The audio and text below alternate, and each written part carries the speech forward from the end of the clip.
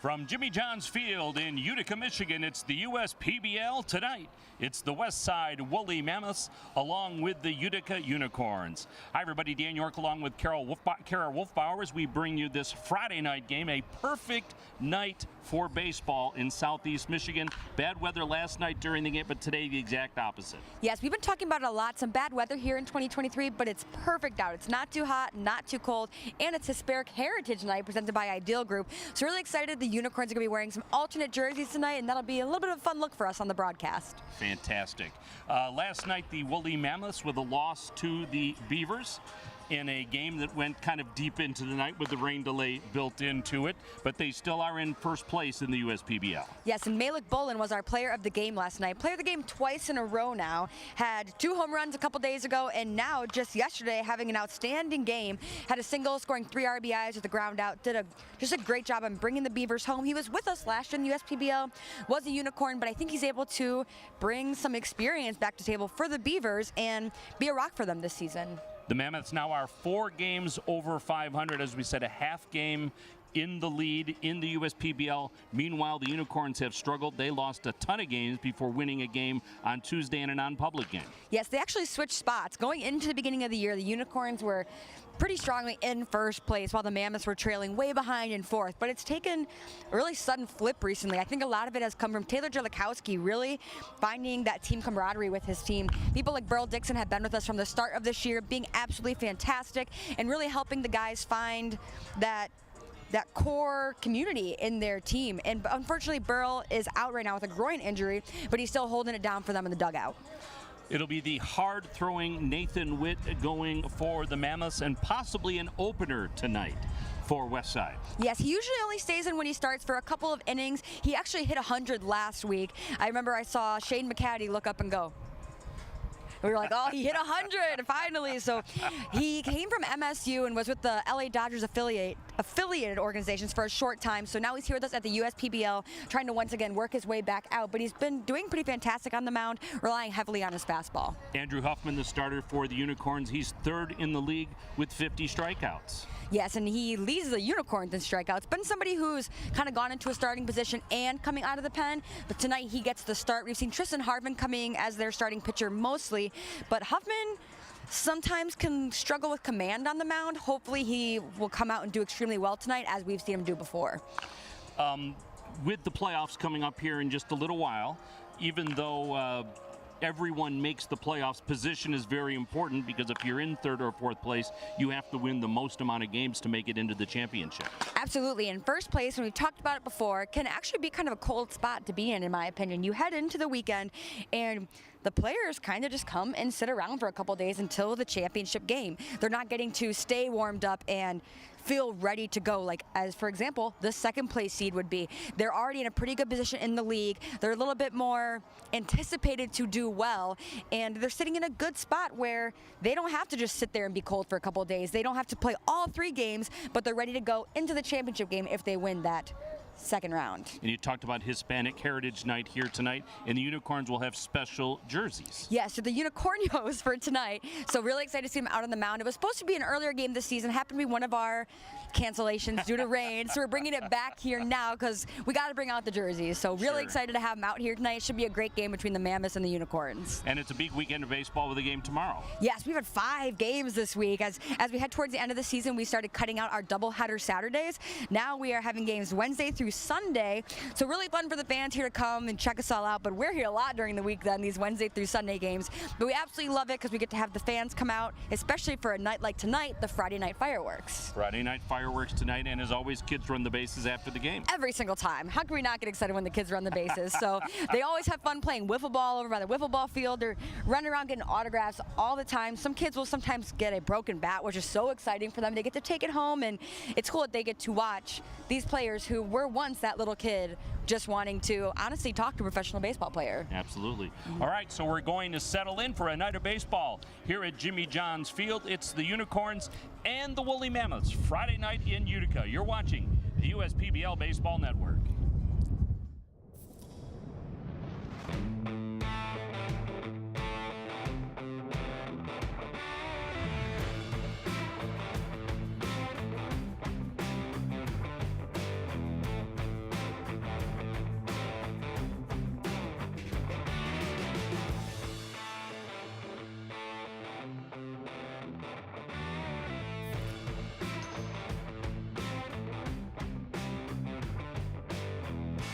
There are many things you can rely on in this world, like a sunny day brightening your mood, your mom baking the world's best apple pie, and never a dull moment in running your business. And when it comes to time-consuming HR tasks, you can rely on Tryon. Tryon can handle payroll and taxes, employee benefits, and more, so you can stay focused on attracting and retaining the best talent. With Tryon, you don't have to grow it alone. Visit RelyOnTryon.com. You can always rely on Tryon.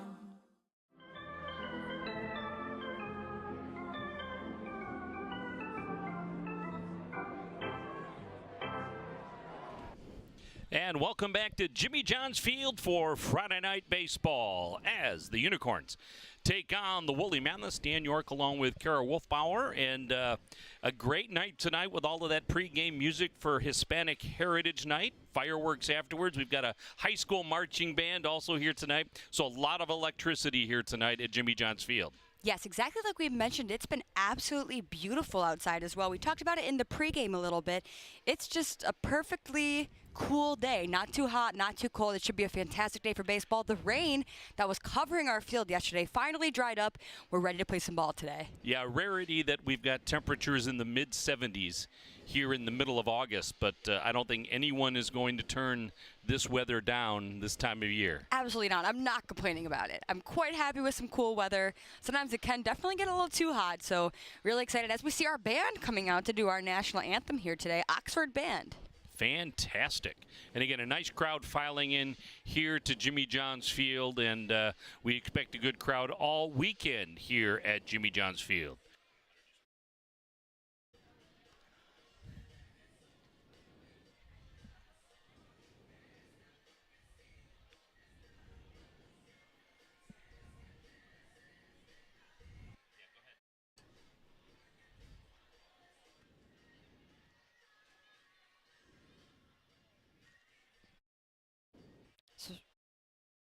So once again, it's Hispanic Heritage Night. Really excited for tonight. Should be a fantastic game. But we also have some wonderful sponsors that make this broadcast extremely possible that we're very thankful for, Dan. Absolutely, that this broadcast and everything that goes on here at Jimmy John's Field. We want to mention Ideal Group as one of the sponsors of tonight's Hispanic Heritage Night. Along with Ascension, Belfour Property Restoration, Budweiser, Dave and Buster's, DTE, Fifth Third Bank, Jarbcom, Jimmy John's, Macomb Community College, McLaren Macomb, McQuaid Heating and Cooling, Plumbing and Refrigeration, your Metro Detroit Chevy dealers, Pepsi, Scott's, and UWM United Wholesale Mortgage. As again, everyone filing in to Jimmy John's Field as the Unicorns take on the Woolly Mammoths. You mentioned during the pregame show earlier on in the season, it was the Unicorns in first place, mostly from the power of their pitching, because they've had trouble at the plate all season long. Meanwhile, the Woolly Mammoths, who are at the bottom of the standings, have worked their way up all the way to the top of the standings and are now on top of the USPBL. Yes, most certainly. So now we can actually take a look at our Ascension pitcher comparison. Tonight on the mound, we have Huffman and Nathan Witt. We talked earlier as an opener, Nathan Witt is more of a just trying to power past you. Heavy fastball, actually hit 100 last week. Usually seems to average around 96, 97. Did have some time in affiliated ball, so really fantastic on the mound, but only seem to keep him in for a few innings. They start to rely heavily off the bullpen, hoping that he can just get a good start going for the Mammoths. So this could be a bullpen night tonight for the Mammoths, as you said. Great strikeout to walk ratio for both of these pitchers. 25 strikeouts in only 21 innings for Nathan Witt, but for Andrew Huffman, 50 strikeouts in 29 2/3, along with only 21 walks. That 50 strikeouts, third in the USPBL. So actually a pretty nice pitching matchup here tonight. Yes, and from Huffman, coming at you with the normal 2-seam, 4-seam fastball with a curveball, a slider, and a splitter. So he kind of likes to mix it up a little bit more rather than Witt, who seems to heavily rely on that fastball and blowing it right past you. Now we'll have to see how far they let Witt go in the game tonight. Just exactly what their plan is for that fireballer. Yes, and now we'll take a look at the lineups that these fantastic pitchers will be facing tonight. Once again, we've got Witt on the mound and Huffman. First, take a look at our away team, the Utica Unicorns. Lucas Gooden playing at first base today. Gooden will lead it off and play first base. Pastoral will bat second at second base. Josh Baker, the left fielder, would bat third. Felix Abaret will be the designated hitter tonight in the cleanup spot. Philip Matulia, he is the right fielder, batting fifth. Ramon Enriquez will bat sixth and catching. Jared Weber will be the third baseman, batting seventh. Angel Diaz will play center field and bat eighth. And Patrick Baggett will be the shortstop, bat ninth. And as we said, Huffman on the bump for the Utica Unicorns. Yes, the Unicorns have seemed to find their perfect little batting lineup that they seem to stick with this year. Now we got the Westside Woolly Mammoths. All right, it'll be Alec Grabasic leading off and playing third base. Dre Williams Nelson will bat second and play center field. Fox Loom, the first baseman, will bat third. He's batting .306 with over 1,000 OPS on the season. Livingston Morris, your designated hitter, bats cleanup. Nick Weber, the left fielder, bats ninth. Scott Combs, your catcher, bats sixth. Hitting seventh, the right fielder, Patrick Mills. Colby Seltzer will play second base and bat eighth. And your shortstop batting ninth will be Trevor Austin. As we said, Nathan Witt on the hill for the Westside Woolly Mammoths. Yes, and like we've talked about, the Mammoths, I think you mentioned a couple minutes ago that the Mammoths have now kind of flipped spots with the Unicorns. The Mammoths now sitting decently comfortable. I mean, you're never comfortable in baseball, but sitting in first place, 21-17, Hoppers just right behind them. But the Unicorns are definitely trailing at least 4 games behind, starting to struggle so far this year. 4.5 games behind, but again, there's plenty of time left, and it's really just positioning for the playoffs you're concerned with. Yes, like we've talked about, when you get to championship weekend here at the USPBL, everyone makes it. So it's not too big of a deal depending on what your record is or not. Anyone could step up and win championship weekend. Especially the only thing that really affects it is if you are the number 4 seed or the number 3 seed. Honestly, they're in the exact same spot. So you're fighting to move up to the number 3 spot. But honestly, get the championship weekend, you are still the opening game. Right, other than getting last at bats. Yes. And again, first place gets you to the final day on Saturday, and that adds absolutely where you want to be. Exactly. As you see the players taking the field, as the Woolly Mammoths will be on defense since they are the home team for this Friday night game here at Jimmy John's Field. And the field in really nice shape. There was some standing water last night during the game, but everything has dried up. Low humidity, nice breeze, temperature in the low to mid 70s, so an absolutely perfect night for baseball here at Jimmy John's Field. Yes, and we have both teams wearing some alternate jerseys tonight. The Mammoths are wearing their Flintstone jerseys, which are quite a crowd favorite here at Jimmy John's Field. And the Unicorns are wearing their Hispanic Heritage Night jerseys. So we've got some different colors and some different fun stepping out there tonight. Yep. Yeah, so it'll be a fun night for everybody involved. Again, we had some great Latin music coming out of the band shell during our pregame warm-up, as well as our Oxford marching band that you can see in center field that will be performing our national anthem here today. So just a great atmosphere here at Jimmy John's Field. All right, we're going to take a break, and we'll be back with our first pitch right after you watch this. This is the USPBL Network.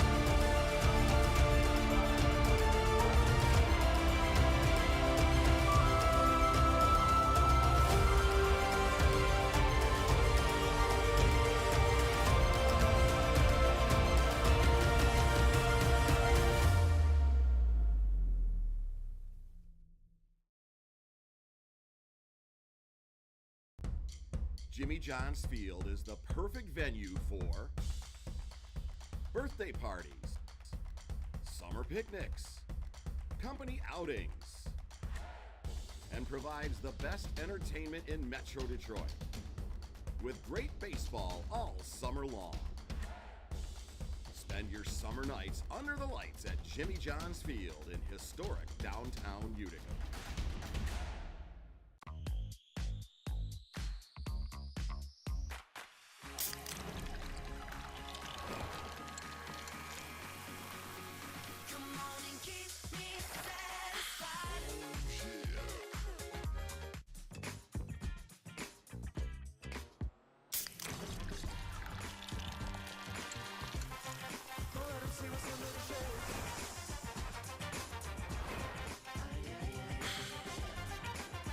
They call me Prospects. Since the day I was born as a diver's watch, the challengers of the world have taught me many things. Life is not a numbers game. It's about challenging ourselves. No matter what happens, just follow your heart. These pioneers drive our generation forward. Not by setting records, but by never giving up. Keep going forward. Prospects. Available at Lucido Fine Jewelry. At Ascension, Michigan, we're committed to being your first choice for healthcare. Our nationally recognized heart program is the leader throughout Michigan in minimally invasive heart valve procedures. For joint replacement, spine, and cancer care, patients choose our specialists for advanced care and treatment. And we also excel in the things that can't be measured. Listening more closely, caring more compassionately. You hear about the promo that Jimmy's John's got going on? 5 off 20? How they pulling it off? Magic? You got David's Copperfields in there? Show yourself, Copperfields! Jimmy John's. $5 off orders of 20 or more.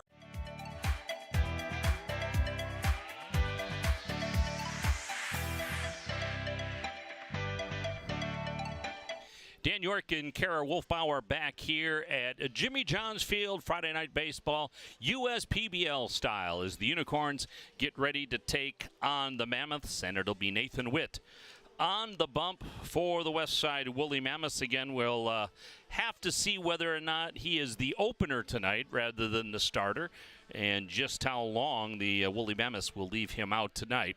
It'll be Gooden, Pastor, and Baker, 1, 2, and 3 for the Unicorns to start this off. Let's take a look at the starting defense for the Woolly Mammoths. Weber in left, Williams Nelson in center, Mills in right,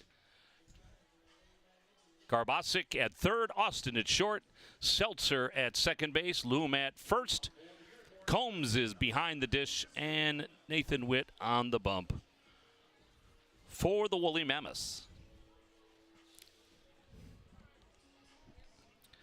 We'll see how hard he throws coming right out of the gate. Obviously, when you're trying to stretch yourself out, you might not throw as hard at the beginning, but that was pretty hard right there at 91.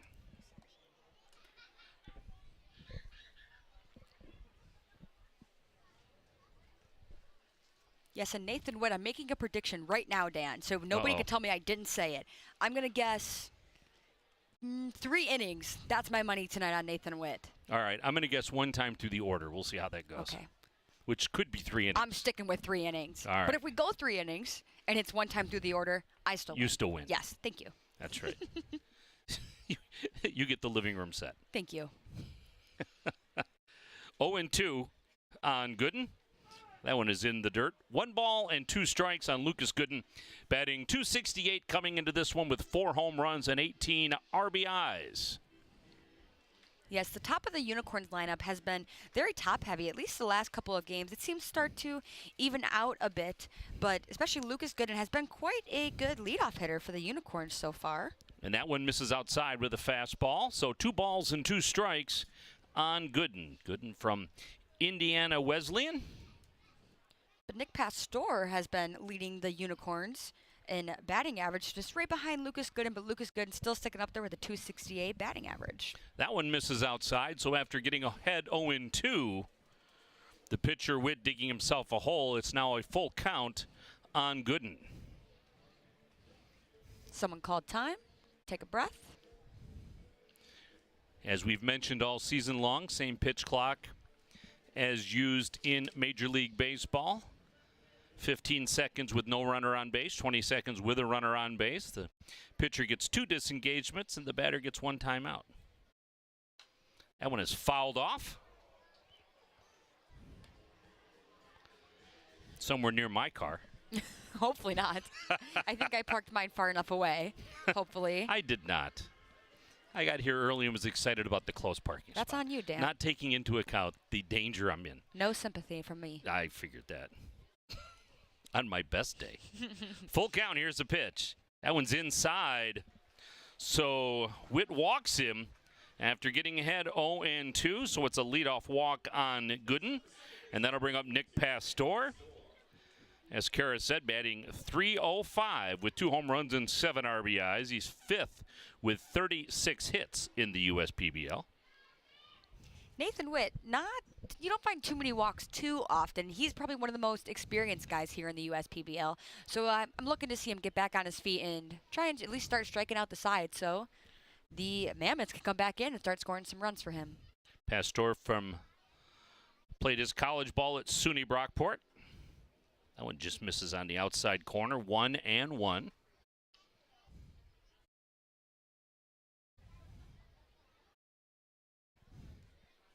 Center fielder shaded a little bit towards right field. That's Nelson. Swing and a miss. Runner is going. Throw is just a little bit late. And a stolen base for Lucas Gooden. So a runner in scoring position early on.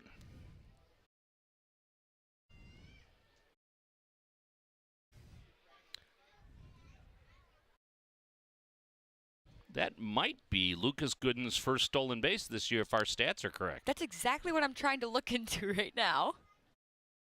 But I saw the same thing you did, and I thought, that doesn't seem right.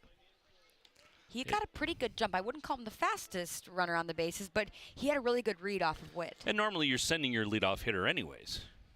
But Lucas Gooden, I've discussed this before. He's not what you would picture as a leadoff hitter, but he does a fantastic job leading the Unicorns. Well, second in leading the Unicorns in batting average, but he just gets on base a lot, and he's a good anchor for them to really, he's a rock, I guess you would say, to really try and get that first runner out. And with 4 home runs, again, not prototypical.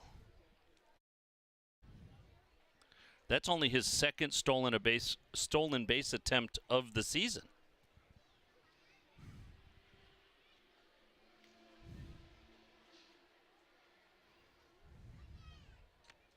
One ball, 2 strike pitch. Broken bat. Second baseman's going to have a little trouble, and he won't get him. So Pastor breaks his bat and ends up with an infield single. That's a tough play. Sometimes as a second baseman, you want to beat yourself up about that. But there's honestly certainly nothing you can do about it. No, Seltzer got in there as fast as he could. The exit velocity, a incredible 38 miles per hour on that one. Wow. I'm shocked. What I want to know is how fast the other half of the bat flew. Yeah, Seltzer had no chance. And Gooden unable to tag or unable to advance to third because he really wasn't sure where that was going to end up. As you see, that one grounded foul. So the runner on first base is Pastor. The runner on second base is Gooden. Nobody out as Witt digging himself an early hole. Well, Witt's one of those guys where I believe if he's like we talked about, he tries to blow that fastball right past you. So if you can barrel up the ball, he's doing a lot of the work for you already on the mound. You just need to execute it the right way. You see the Unicorns with their Hispanic heritage jerseys. Josh Baker now up to bat, who, like I mentioned earlier, the Unicorns pretty much a top-heavy lineup. Their top 4 in the lineup are in the top 5 of batting average. Josh Baker, number 5 for the Unicorns. So they're really top-heavy lineup. They've been trying to find some more consistency throughout. Great play by the shortstop across the infield. Will not be in time. So another infield single, and all of a sudden the bases are loaded. Austin made a really nice play, but he wasn't going to get Baker going down the line. Austin lost the handle on it for a split second, and that probably cost him the out at first base. So Gooden advances to third. Pastor is at second base. Baker is at first base. And that'll bring up Felix Aberret, the designated hitter, batting .255. Swing and a miss. Bit of a late swing there from Aberret, but for Nathan Witt, honestly, in a way, he's still doing a good job because none of the balls are being hit right now are flying off the bat. No, They're just nothing's light gotten shot. out of the infield. Exactly. Just unfortunate circumstances at this point. And this has popped up in the infield. So Garbazik works his way around Gooden at third base, and there's one away now. Here in the top of the first, bases remain loaded. That'll bring up Matulia, who in limited at-bats is batting .429 with an OPS over 1,000. Yes, and Philip Matulia being that person that they just got recently, really looking for him to come in and start getting some more power starting to go from the middle part of the Unicorns lineup. That one will be fouled down the line, but only by a couple of feet. Dangerous territory. That might have cleared the bases. Matulia, the Louisiana Tech product. Matulia came in on his first game with the USPBL, hitting a massive triple, so wouldn't be very unlikely for him to do it again.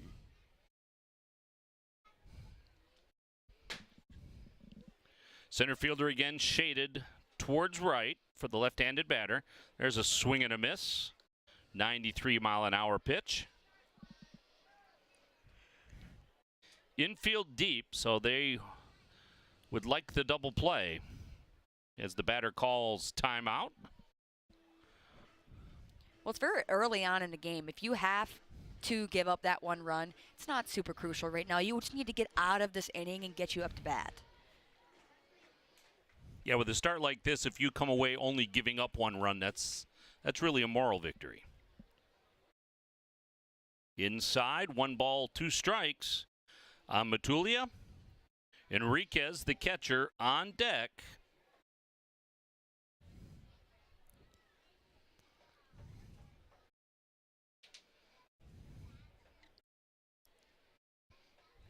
From the stretch. Just missed on the outside corner. The catcher tried to frame that one up. Didn't get the call. Great pitch selection by Matulia. It's tough, too, when you have somebody who continually tries to blow the ball past you. You tend to trigger more often and swing at pitches that are not your pitch. So good on Matulia for staying calm and collected. And we're reading that one at 96 miles an hour. There's a swing and a miss. And the first strikeout for Witt. And that'll bring up Enriquez with only 10 at-bats so far for the Unicorns. The Mammoths can sneak away here with allowing no runs in the first. Honestly, that can be something that can really fuel you for the rest of the game. If we can get out of these innings now, we can take the rest of this game going forward. Enriquez, like Aberret, from San Bruno, California. Yes, they actually played ball together as kids. So it's kind of cool watching them here in their professional careers playing side by side. Both catchers, they seem to switch on and off catcher to DH quite frequently, but especially with the Unicorns struggling, you want to hope that maybe bringing two guys together who have known each other can maybe bring some more camaraderie to the team. Another 96-mile-an-hour fastball from Witt. He loaded that one up at 93, but misses the plate.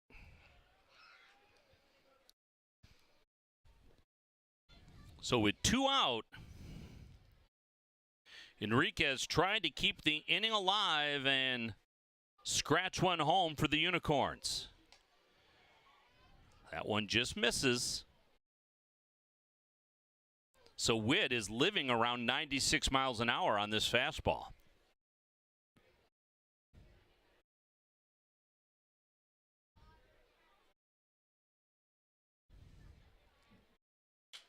There's a ground ball to the second baseman. He'll take the force out to second base, and they get out of it. Yes, the Mammoths sneaking away, getting able to get out of this inning now, heading up to bat. A walk and a couple of hits, but the Unicorns do not score. We'll head to the bottom of the first inning, no score. You're watching the USPBL Network. We're for people, the pioneers. The underdogs, the players, and the slow and steadies. We're for people, for who they are and who they could become. Yes, we're a bank, and some say our business is all about money, but that's an old idea. Because look past the money, and you'll see real human lives. We see it, because we're for people. Huntington, welcome. We build roads, bridges, wind farms, and pipelines, schools to skyscrapers. Our members create monuments. We operate. We're the operators and mechanics behind the advanced heavy machines that move Michigan forward. We maintain boilers and HVAC. Our members run the complex heating and cooling systems that we all depend on. Our training is second to none, and safety is our priority. We are Operating Engineers 324, and we keep Michigan running.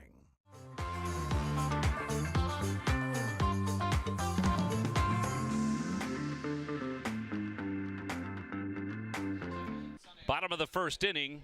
Here at Jimmy John's Field, the Unicorns loaded the bases with nobody out, but did not score. Witt managed to pitch himself out of it, and we'll see how the Woolly Mammoths respond here in the bottom of the first inning after dodging a bullet in the first inning. The Unicorns have struggled over the last 10 games, winning only one game out of their last 10 games.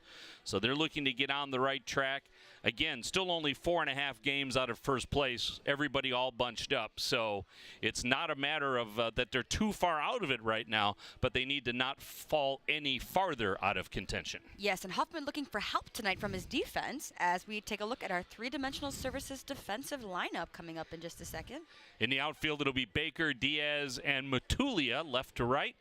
Weber at third, Baggett at short, Pastor at second, Gooden at first, Enriquez behind the dish, and Andrew Huffman on the bump for the Westside Woolly Mammoths. For the Utica Unicorns. Sorry, the Utica Unicorns. Sorry about that. It's okay. I'm just. So that's the Utica Unicorns have been struggling as of late. Definitely, they were on a 9-game losing streak. Finally picked up a win this Tuesday in our non-public I'll tell you game. what's killing me are the jerseys because they look so much alike. They do, because they both got alternates on today. Yes, it's a little bit do. confusing, but I'm always here to correct you, Dan. That's right. It's my duty. I knew it as soon as it came out of my mouth, too. Yes, and duo, we've got Alex Garbisic, Dre Williams Nelson, and Fox Liam, 1, 2, 3 here for the Westside Woolly Mammoths. Alex with a .280 batting average and an OPS over 800, and he looks at a ball up high. And with Burl Dixon gone, I think the Mammoths trying to find who could really have that strong leadoff spot. We talked about it before because they had Dre Williams Nelson up there a couple games ago, and actually, me and Brendan, who were up in the booth, talked about Garbisic being a great leadoff hitter because he's so consistent. But you also don't want to lose his bat in the meat of the lineup because he might be able to knock you in. Yeah, with Dixon, you're missing a guy that, has a .466 on-base percentage. He's leading the league with 14 strikeouts. He's got 27 runs scored. It's hard to replace that sort of offense. Yes, and fantastic with walks, getting on base constantly, always drawing in walks to really get themselves loaded up in the right position to start executing some runs. So Huffman with a 1-2 count. Ground ball to the shortstop. Baggett. Hard throw across the infield, and there's one up and one away.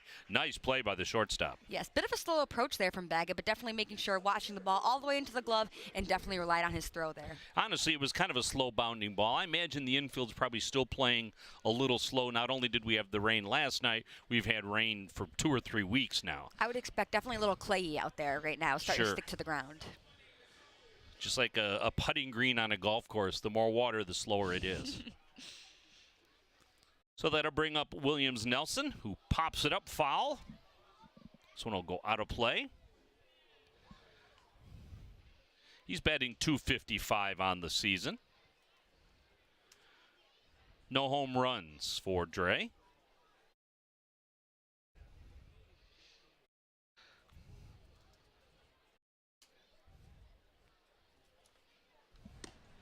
That one's up high.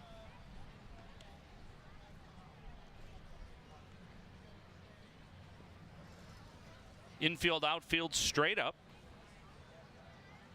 One away, bottom of the first inning. No score here at Jimmy John's Field. Here's a ground ball to short. Backhand. Good hard throw again across the infield, and Baggett has the first 2 assists of the game for the Unicorns.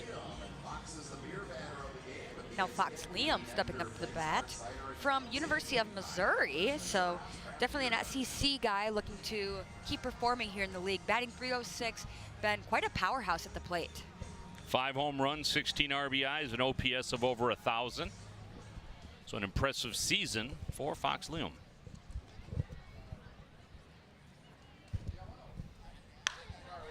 This one is hit deep, up the gap, off the wall.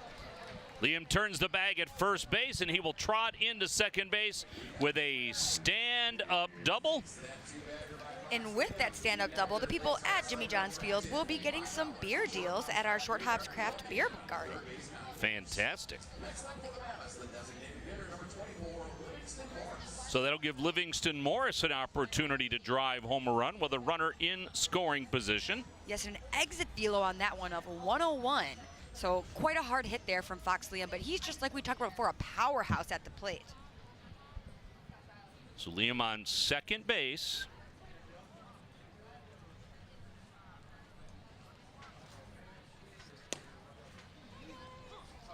And he looks at a strike.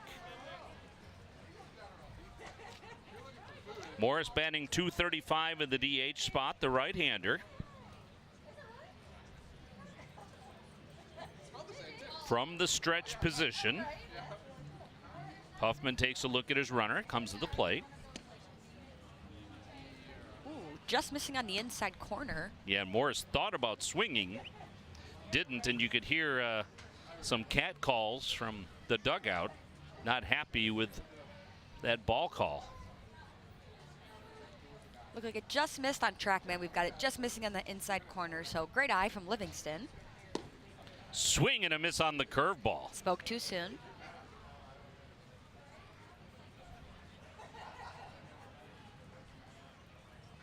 So 1 ball, 2 strikes on Morris. Weber on deck.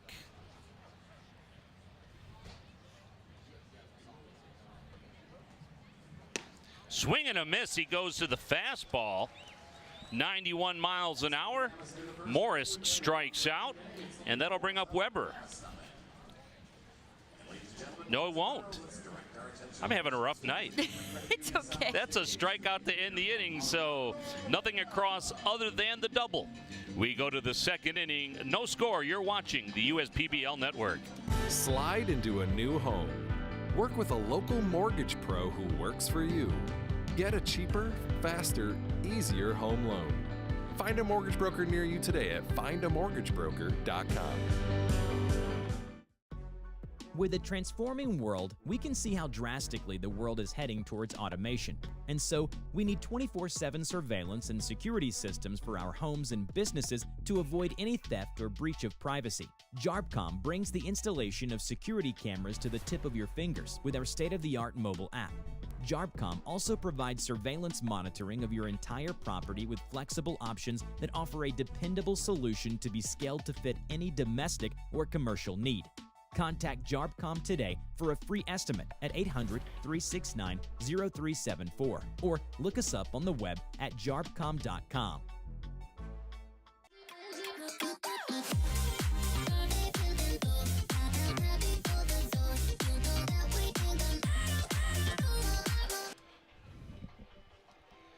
Top of the second inning, no score here at Jimmy John's Field. The Woolly Mammoths and the Unicorns here on Hispanic Heritage Night as our Latin band out in the band shell back to perform in between innings and provide us with that Latin sound, and it sounds pretty good actually. Yes, it looks beautiful out as well. The field looking absolutely fantastic considering what it looked like yesterday from our rain conditions. But our field crew, sponsored by Scott's, does a fantastic job of getting us ready to go for game time. Wow, nice how you worked that in. Thank you. That'll bring up Weber. It'll be Weber, Diaz, and Baggett, the 7, 8, and 9 batters for the Unicorns, facing Nathan Witt, who pitched himself into a hole and then pitched himself out of a hole in the top of the first inning. No hard hit balls, a walk, a broken bat single, an infield single. That one just missed the inside corner. And then he got out of it with a pop up to third, a strikeout, and a fielder's choice. So nothing across in the first for either team. That one's outside. Catcher asks for some help at first base, and no relief coming.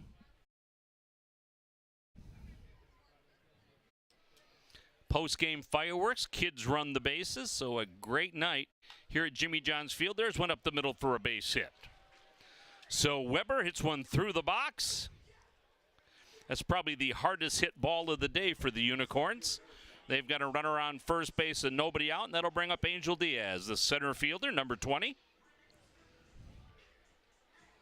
Angel Diaz batting .250 on the year, hasn't been with us for too long, from West Palm Beach, Florida. So this weather might actually be quite cold to him, not used to this. I was talking with Malik Bolin before the game from the Beavers yesterday, and I said that it was quite warm out at about 84 degrees, and he told me I was a wimp and that was actually very cold. So not sure how they would be doing right now in this 70-degree weather. Well, it is very pleasant for us Michiganders. Certainly. There's a strike call. Yeah, it depends what you're looking for. I mean, a lot of guys want to sweat when they play baseball, and they don't want to have to work at that. They just want to get there and work up that lather, if you will. Well, it's the perfect temperature because when it's hot out, ooh, fly this out one is right. hit deep. Center fielder Nelson backs up a couple of steps, and Diaz flies out to center field. And that'll bring up Baggett. You don't want it too cold because then it's really hard to actually hit the ball, the way it vibrates down the bat to your hands. But when it's too warm out, it's just sometimes I feel you get a little dizzy up there. Well, and pitchers would rather it be cooler, I assume, most pitchers. As long as they can still grip the baseball. Baggett batting .215 with 22 walks, good enough for 5th in the USPBL, and a big swing and a miss on the first one. Top of the order, Gooden on deck. There's one on and one out.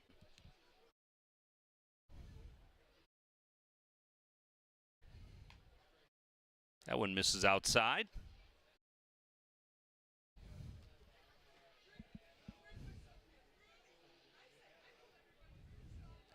Baggett has started 34 of the 35 games that have been played for his team. There goes the runner, and he makes it easily. Stole that one on the pitcher. So Weber with a stolen base, the second of the game for the Unicorns. It gives them a runner in scoring position with one out.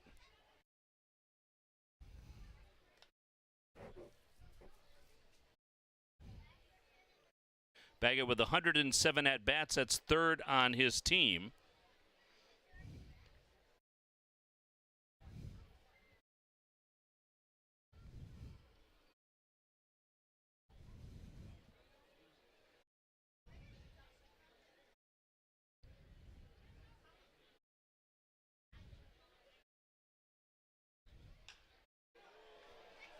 Here's one hit down the line that will score a run. Weber comes in to score.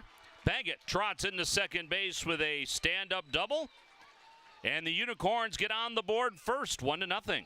This is the kind of start the Unicorns are definitely looking forward to this game, considering they've been struggling as of recent. So getting some runs under your belt early is definitely what they need to do right now to try and handle that confidence going forward. That'll bring up Gooden, so you've got the top of the order and the strength of this Unicorns offense. Gooden walked, got as far as third base. Back in the first. So that stolen base plays big because that allowed the run to score. If he's at first with the ball going down the left field line, he might not make it.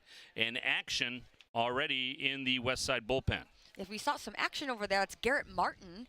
So I'm aiming once again for 3 innings. I do not believe I'm going to make it that far. I think you are correct. Well, One he's still time only through the given up. lineup. He's only given. Well, this is the second time around, though. We're heading into it. So that's why I'm Mhm. thinking next inning, maybe a substitution. We'll see. See how he does here. He pitched out of it before. It's a ground ball just over the glove of the pitcher. Tough play. Second baseman turn and throw. Not in time. Nice play by Seltzer. I don't know if Witt got a little bit of that or not. Might have slowed it down. Baggett will advance to third base. Gooden's safe at first base with the infield hit. Another infield single for the Unicorns. That'll bring up Pastor. Yes, Nick Pastor, as we mentioned before, leading the Unicorns in batting average with a 305. Also their center fielder, so it's kind of been a rock for them so far this season as he takes a big swing and a miss there, 0-1. Pastor singled, got as far as second base. Back in the first inning. 1-0. Unicorns on top. Runners on the corners. Outside at 92.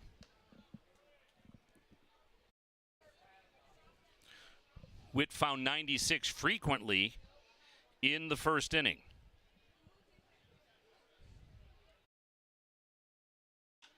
Popped up. This might be playable. Third baseman near the Jimmy John's logo makes the play. That's Garbasic. And there's 2 out now. And that'll bring up Josh Baker. Baker with a single. He was forced at second base to end the inning. Baker with 4 home runs, 15 RBIs, a .242 batting average.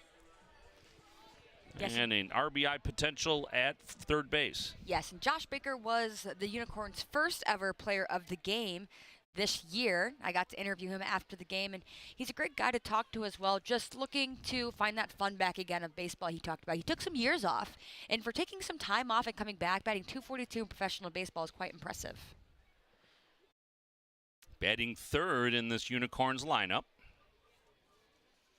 Witt from the stretch. That one is fouled off. Startled a man walking along the concourse because he was right up against the screen with a couple of beers in his hand. Luckily held on to the beers. We'd hate to see 2 soldiers go down this early. Held on to the important stuff. That's right. Probably went to our craft beer garden after Fox and Liam got a hit. See? Eberett on deck. See, I can do callbacks too. Yeah, great job. And that's a called third strike. That was kind of a quiet end to the inning. So the Unicorns pick up 1 run. 1 run on 3 hits. They leave a couple of runners on. We go to the bottom of the second. It's 1-0. This is the USPBL Network. Check your checking. If your account doesn't get you pumped, amped, or geeked, make the switch to Genius Checking from Genesis Credit Union. It's just genius.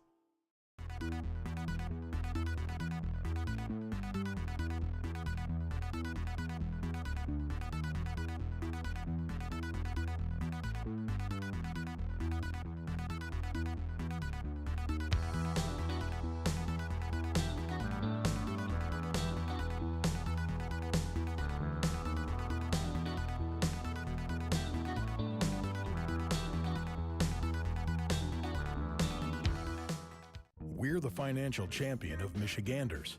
Whether you're a goal-getter or dream chaser, an empty nester, or up-and-comer, anyone in Michigan can bank with us. Michigan Schools and Government Credit Union.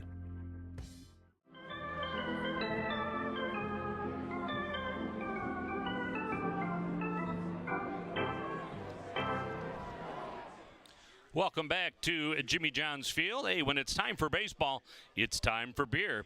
Two Hearted Ale has been named the #1 beer in America for the past 4 years by the members of the American Home Brewers Association. Play ball with the best. Two Hearted Ale, the iconic American IPA from Bell's Brewery, Comstock, Michigan. Please drink responsibly. 1-0 as we head to the bottom of the second inning.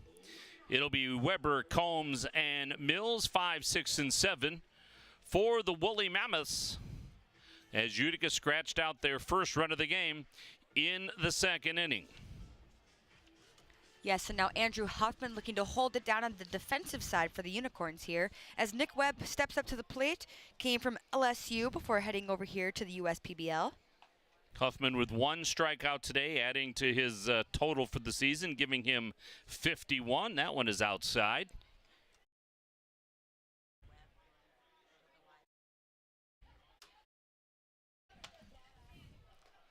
That one is outside.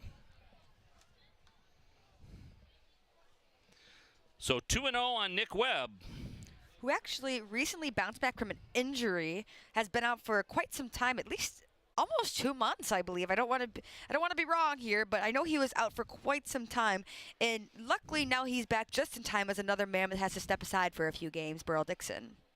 So he looks at a strike, makes it 2 balls and a strike. Infield, outfield, and straight away as he looks at a strike there.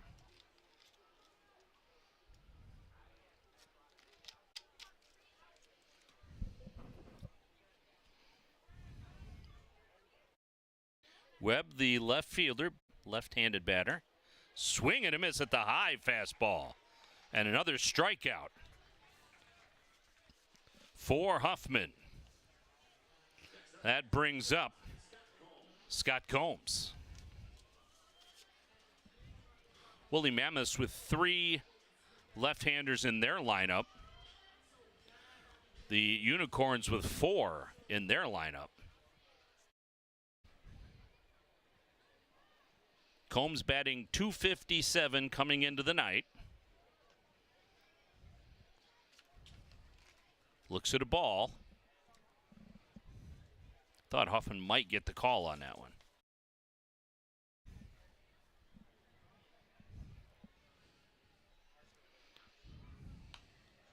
Fouled off.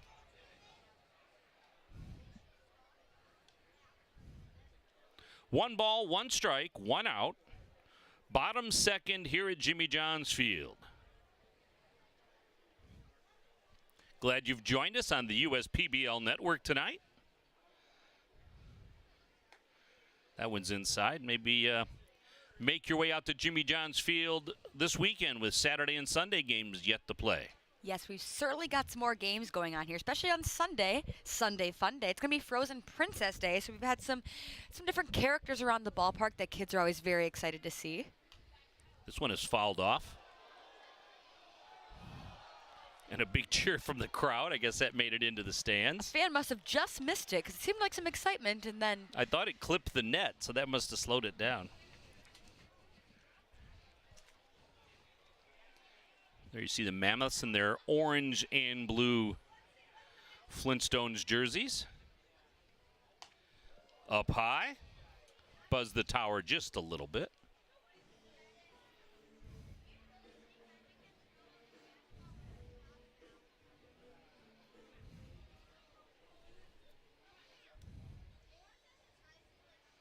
Huffman working from the stretch with no one on. And timeout by the... Oh, it's a balk. So the pitch clock had expired. And that'll mean Combs will pick up the walk on the pitch clock violation. That'll bring up Patrick Mills.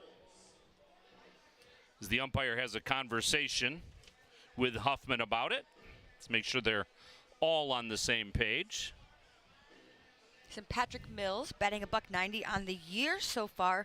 1 home run, so can take it out of the ballpark. 8 walks so far this year, but hasn't been with us for too long. He looks at a strike.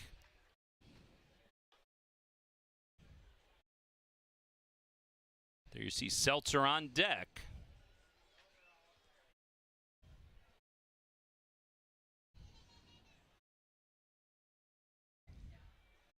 Takes his time, swing and a miss. On the letter high fastball, 0-2 on Mills. Huffman out to a quick start here, looking to make a recovery after that recent balk.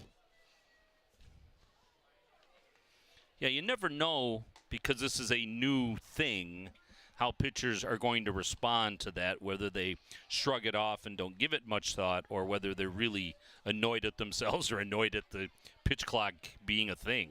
Yes, certainly just frustrating. I think it's such a new thing.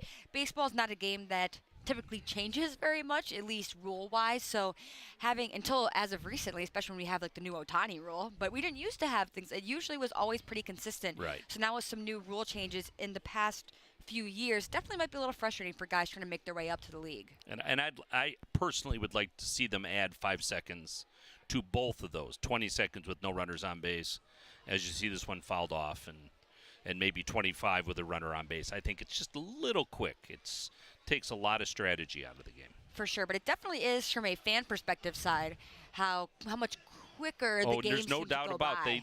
they did what they meant to do, but I think it may be having a little too much impact on the game. And Yes.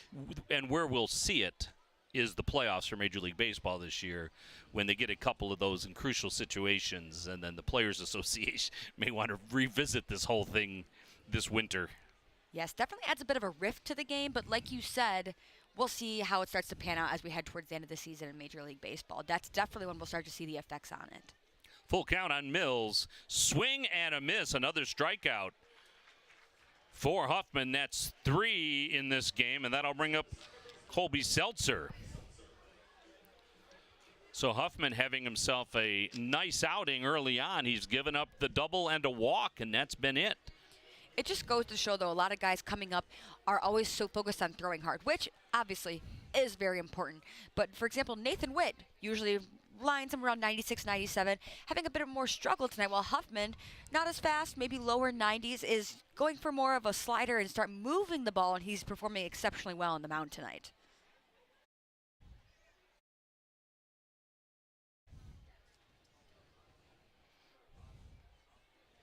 Pitcher takes a peek, but the first baseman not holding the runner on. That one misses outside.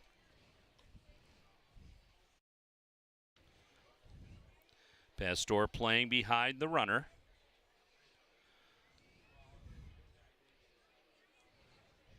But still close to the bag. That one misses, and the runner Combs will not go.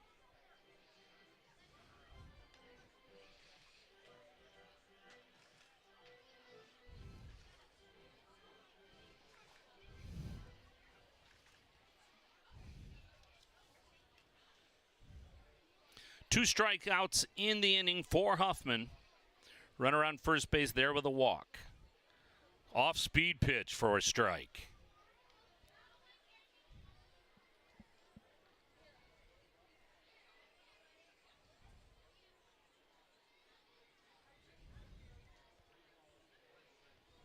Huffman shakes him off on the first one. Inside, so Seltzer draws the walk. So 2 walks this inning, mixed in with 2 strikeouts. That'll give us runners on first and second, and bring up Trevor Austin for his first at-bat of the game. Yes, as Huffman is starting to do well early on in this game, definitely want to draw more pitches from him, trying to maybe get some frustration under there, and has the more Mammoths come up to the bat, hoping to try and execute a run here with 2 outs. Well, and again, we asked the question, how much would the balk for the pitch clock violation affect? I'm not saying it did. But how frustrating is it? Right. Certainly. Well, I mean, I remember even playing in college, even just one strikeout, no matter how much you want to say, it doesn't bother you. It's just one thing. It really can get under your skin, and it carries on no matter how much you try not to show it. Yeah, you can tell yourself an out's an out, but that's not really how it is. That one catches the inside corner. Even more frustrating, too, I think, as it got Combs on first base. Now with 2 outs, allowing us with 2 men on base. It's not the most ideal position to put yourself in. But once again, it's making adjustments a lot this year with this new rule.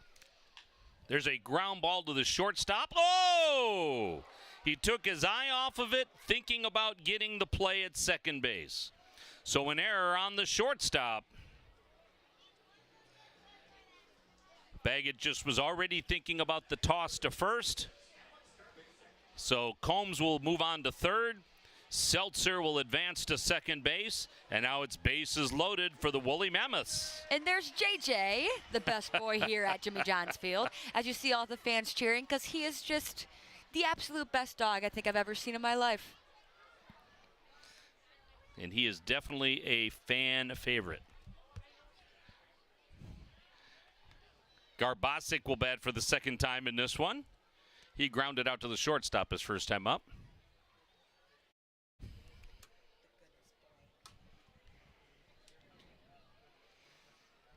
Garbasic has started 25 of the 26 games he's played in this year. He looks at a strike. And like we talked about before, when they're trying to find a new leadoff hitter for the Mammoths, you wonder if this is the kind of route that they want to go, as we see some fans enjoying the ball game here. But this is actually a perfect position because they've got 3 guys on base now. While he is their leadoff hitter, he's in a perfect spot to knock some people in right now, considering he has one of the highest batting averages for the Westside Woolly Mammoths. And he has a .419 on base percentage, which is important because that's what you want your leadoff hitter to do, is get on base, however they get on. Yes, Garbasic, a local guy from Northville, Michigan, so definitely assuming has some family coming out to the games, which is really nice as well. Can help you settle in more to a league like this than guys who come from quite far.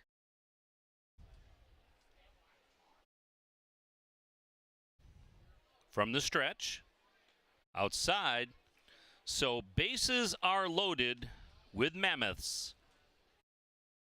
Austin on first, Seltzer on second, Combs on third base. 2 out, and Huffman trying to get out of this one. Yet you see Huffman surrounded by Mammoths. Off speed, good job by the catcher Enriquez to keep it in front of him. And good job from Garbasic. Those are hard ones sometimes that you just, like you said, you're on a 1-2. Now you're 2-2 right now, but with two strikes on, you're just trying to protect, foul the balls off. Well, right. Ones like that are so tough because they just drop right below your bat angle, and you want to stay alive. You don't want to go down looking in this situation, but good on him for having that perfect eyesight, to be honest.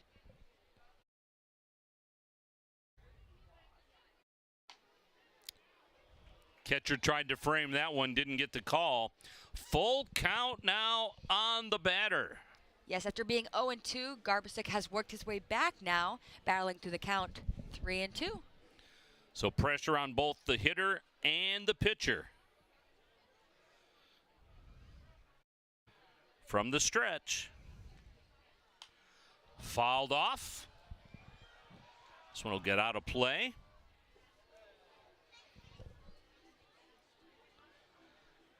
So everybody will go back. The wheel in motion with 2 strikes.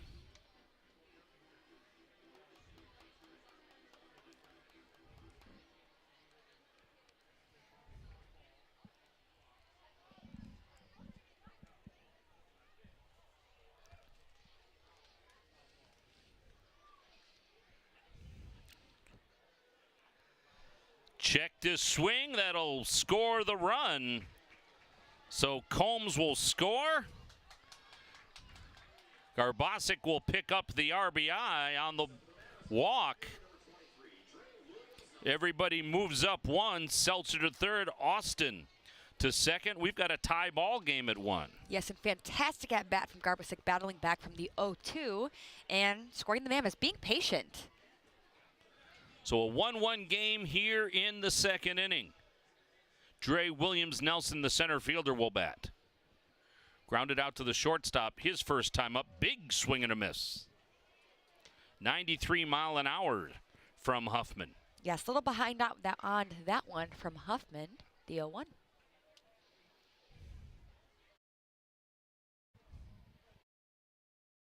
In the dirt, no advance.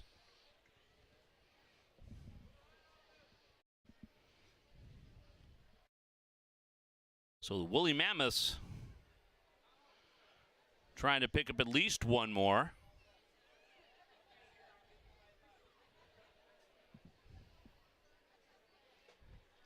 Nelson with limited at-bats, a 55. Ground ball foul, just barely. Yes, Nelson hasn't been with the league for too long, but just getting in a good spot now where he should start to be comfortable with this Mammoth squad.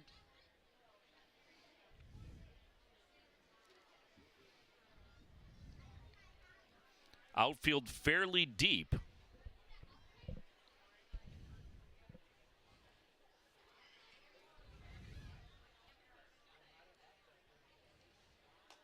Swing and a miss at a high fastball. Williams strikes out, but the Woolly Mammoths come up with one. One run in the inning, no hits. They leave them loaded. We go to the third. It's 1-1. You're watching the USPBL Network.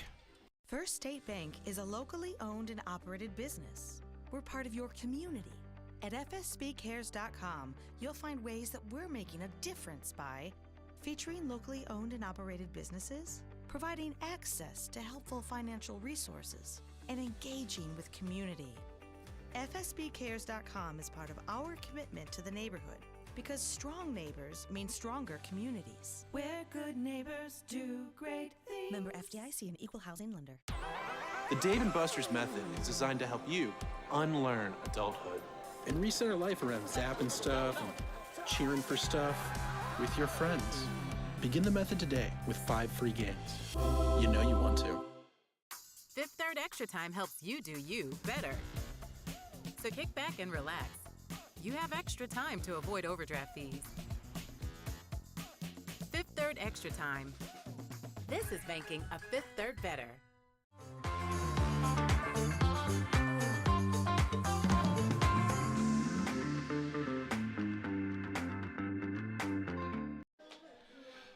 So Derek Martin in now for the Woolly Mammoths in relief.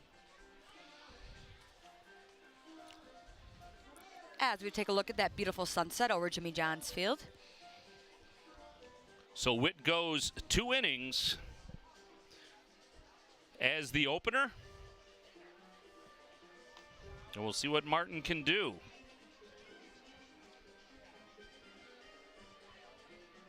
Martin with a 4.65 ERA, 5-2 record coming into this one. 55 strikeouts in 60 innings, and those 60 innings lead the Woolly Mammoths in innings pitched this year. Yes, and talked with Garrett Martin early on. Quite a few player of the game accolades early on in the year. One of the few players in the USPBL that throws a forkball. So he'll come in as the second pitcher of the day. So he has started all 12 of his games that he has appeared in. So this is his first relief appearance, so we could see him chew up some innings in this relief role. Yes, certainly. Hoping Nathan Witt can be kind of a tank for the guys early on in the game. And then that Garrett Martin can try and lead someone away, at least into, I would say, 6 or 7 until they bring in another relief pitcher in the bottom 2. And there's a line shot and a nice play by the third baseman. Garbasic with a nice play, leaping catch of that looping liner. And there's 1 up and 1 away. Quick out for Garrett Martin, just coming into the game as Philip Matulia comes up to bat. Like we talked about, he's been here only for a short time with us here at the USPBL, batting .429 on the year. And there's a big swing and a miss. So Aberrett, the first out of the inning, he has hit it to third base twice, unassisted. There's a ground ball off of the mound and possibly off of the pitcher's mitt, and that'll get into the outfield for a base hit.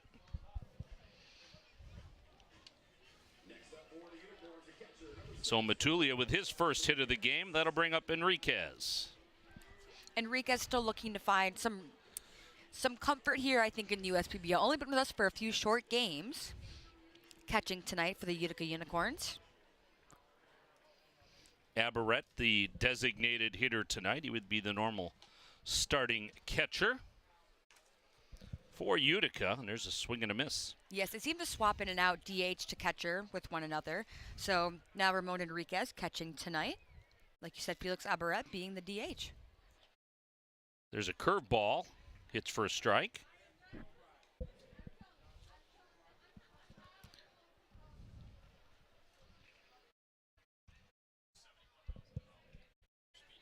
Ramon Enriquez taking a second, calling time. Garrett Martin will step back up on the mound. Yeah, that one came in at 71 miles an hour, so definitely a change in velocity for Martin. Then Martin goes back to the heat at 89.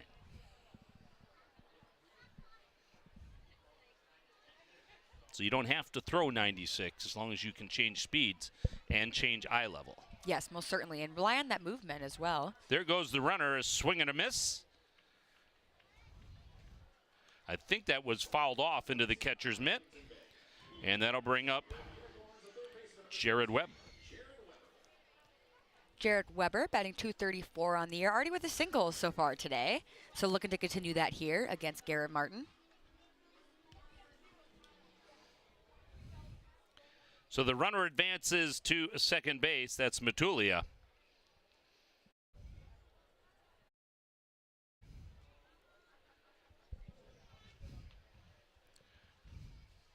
Top of the third inning here at Jimmy John's Field. The off-speed pitch hits for a strike.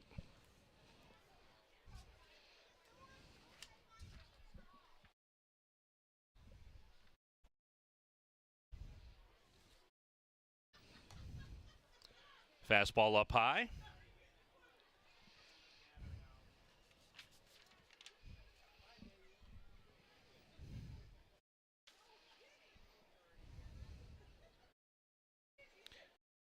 Unicorn scored in the second. There's a swing and a miss, so 1 ball and 2 strikes with the 2 out on Weber.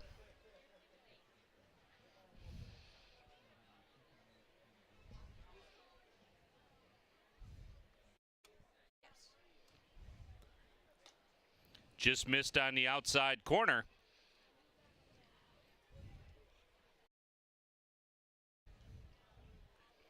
Matulia on second, Angel Diaz on deck.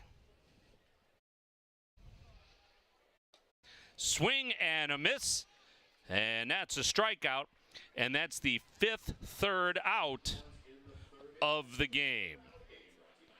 So nothing across with the exception of a base hit.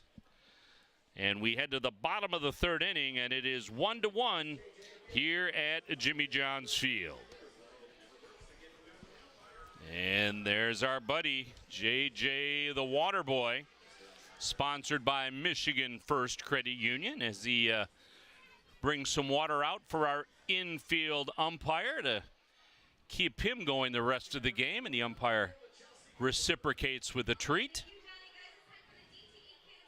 JJ always has the best time visiting our umpires. He walks all around the ballpark, visits all of our suites, diamond tables, and even takes a little trip through the grandstand, say hello to all of our kids and fans in the stands. But he has to make sure the umpires are feeling some love today, too, since it's not always the most rewarding job in the field. All right, we'll take a quick break. When we come back, it'll be the bottom of the third inning here at Jimmy John's Field. You're watching the USPBL Network.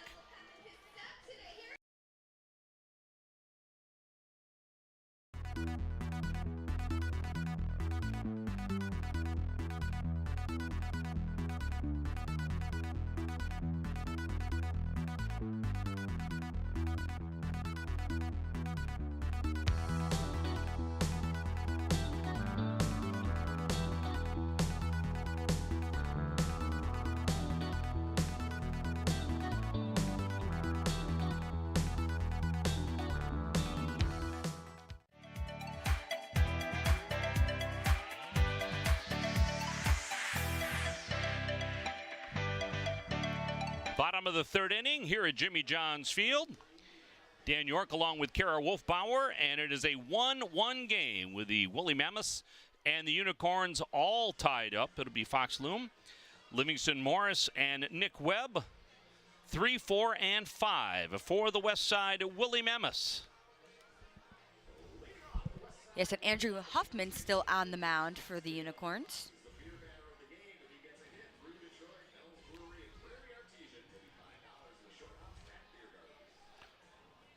So Fox with a double back in the first inning. Did not score.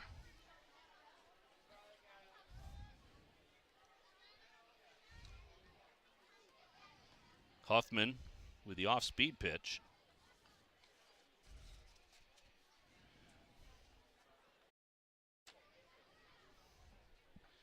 Perfectly clear skies here at Jimmy John's Field. No sun on the field any longer. Field in shade, but the grassy area out in right field still bathed in a little bit of sunshine for the foreseeable future. That one's in the dirt.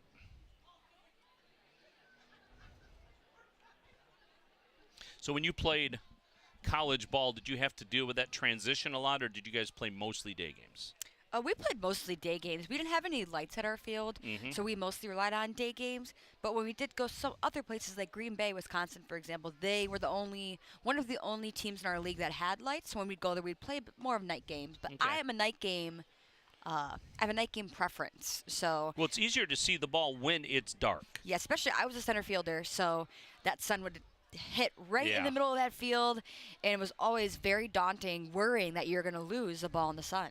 The transition time that we're in right now can be a little bit tricky, but yeah, I assume most players would rather play a pure night game. Yes, and at least for the most part here at Jimmy John's Field, the sun starts to set right behind the field, so it might peek in the right fielder's eyes a bit once in a while, but it's never too high up where it's daunting for every player in the field. Yeah, this is a traditional layout with home plate is in the southwest corner, which is normally, if you have the choice, which is normally where you put home plate on a baseball field so that the sun really only affects the right fielder towards the towards sunset. Yes, and my college field was not like that, to put it frankly. It always nailed me right in center field, and honestly, right in the smack middle of the day, noon, it would hit everybody in the field real tough, and all throughout the night, honestly. Depending on where the sun was at, it was always pretty hard to see. Okay. I'm trying to picture the field at U of D. It's right on the corner of Livernois and McNichols. Yep. Yes. Definitely would have a tough time out there, especially during practices. I was always worried about getting hit in the head. But had a fantastic time playing there, and I wouldn't trade it for the world. Ground ball foul. Well, Comerica Park, famously or infamously, depending on how you want to say, is the most out of position of all the fields in Major League Baseball. Home plate is almost due north. I didn't know that. And that was for the view of downtown Detroit. So that's one of the reasons the ball doesn't jump out of there like it does in other ballparks, because you ready for weather geek stuff? Is there a ground ball to third base? Yes, definitely interesting as they retire Livingston Morris there, but you Weber want across to, the infield. Yes, you want to be able to see that downtown view. I think that's what a lot of people would like to see there at Comerica Park, so especially if we're having new people come in. The prevailing wind, though, in Michigan in the summer is out of the southwest. So when you go back to Tiger Stadium when home plate was in the southwest corner, the wind helped carry the ball out. Yes. The prevailing wind at Comerica Park is right field to left field. So sometimes the ball gets knocked down without the assistance of the wind.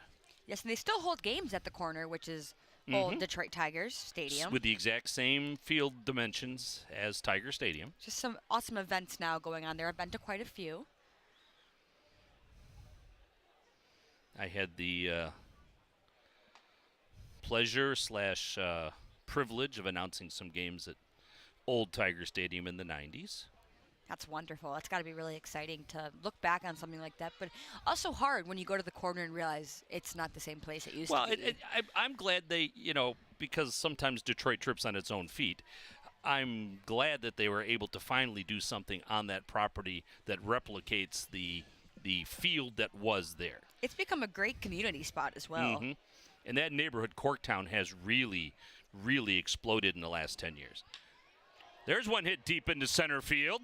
Center fielder on his horse. He'll watch it hit the bottom of the wall.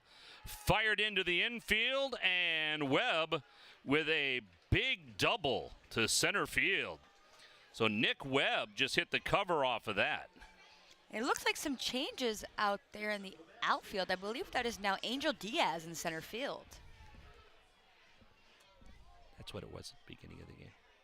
Yeah, because they only have two outfielders.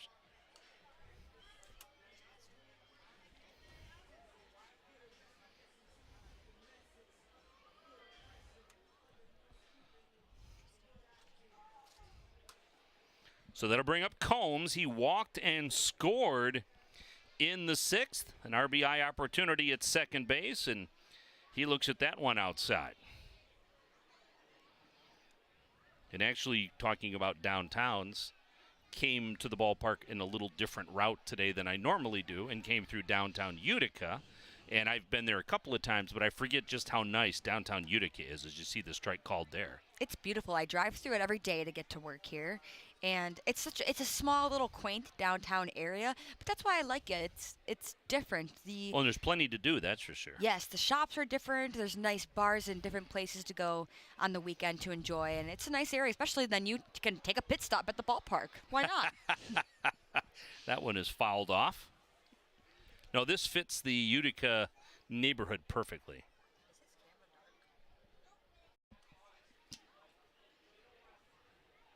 Mills on deck if the Mammoths can get that far. Huffman in his 3rd inning of work comes to the plate. Almost nailed him. Runner thought about leaving second base, but the catcher Enriquez recovers it in time.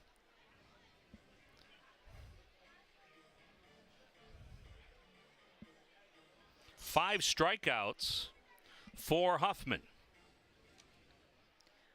Now coming to a 55 strikeouts there.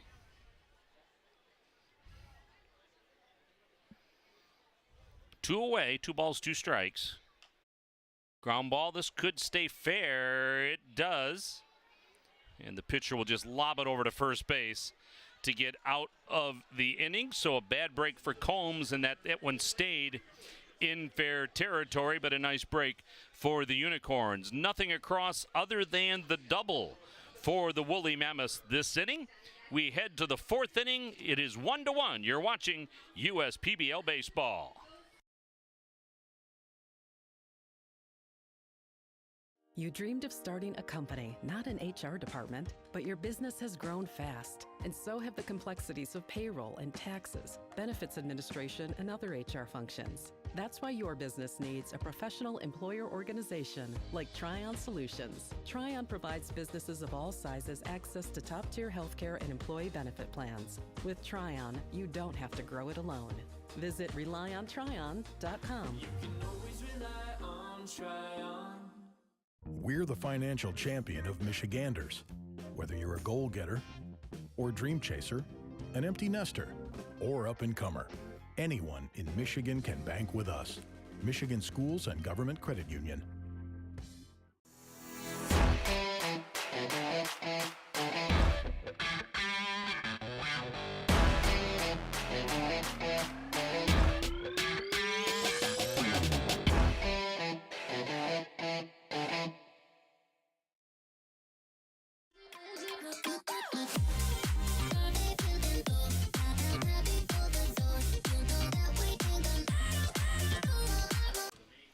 Top of the 4th inning here at Jimmy John's Field. The Unicorns and the Woolly Mammoths tied at 1. For the Corns, it'll be Diaz, Baggett, and Gooden, the 8, 9, and 1 hitter for the Utica Unicorns as they try to break this tie at 1 apiece. And coming back out is Martin for his 2nd inning of play. Yes, top of the 4th now. Like you said, Angel Diaz coming up to bat. 250 on the year. Hasn't been with us for too long.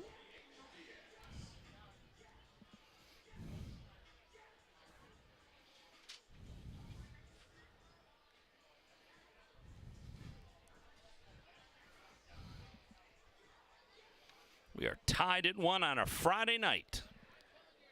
Actually turning into sweatshirt weather here. Yes, I'm honestly a bit chilly in the booth as well. I don't know about you, Dan, but it's starting to get a bit cold in here, too. I thought about bringing a jacket tonight, but I thought, no, it's August. No self-respecting Michigander would wear a jacket in August. I did not think about bringing a jacket tonight, but that just shows who's most prepared and who's not. Swing and a miss.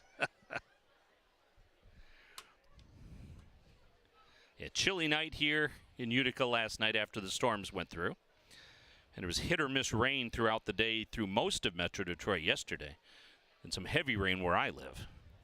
Yes, definitely some heavy rain just in the 2023 year in general. Mm-hmm. That one is fouled off. I think that's into Auburn Street. Saw some people doing cartwheels out there in the grass. So Yeah. looks like we've got some other shows going on here rather than just a baseball game. There's a ground ball over the pitcher's glove. Second baseman goes deep into the hole but won't be able to make the play. So Diaz picks up a base hit. That's the 7th hit of the game for the Unicorns. And that'll bring up Baggett. Baggett had a double and an RBI, the only RBI for the Unicorns in the second.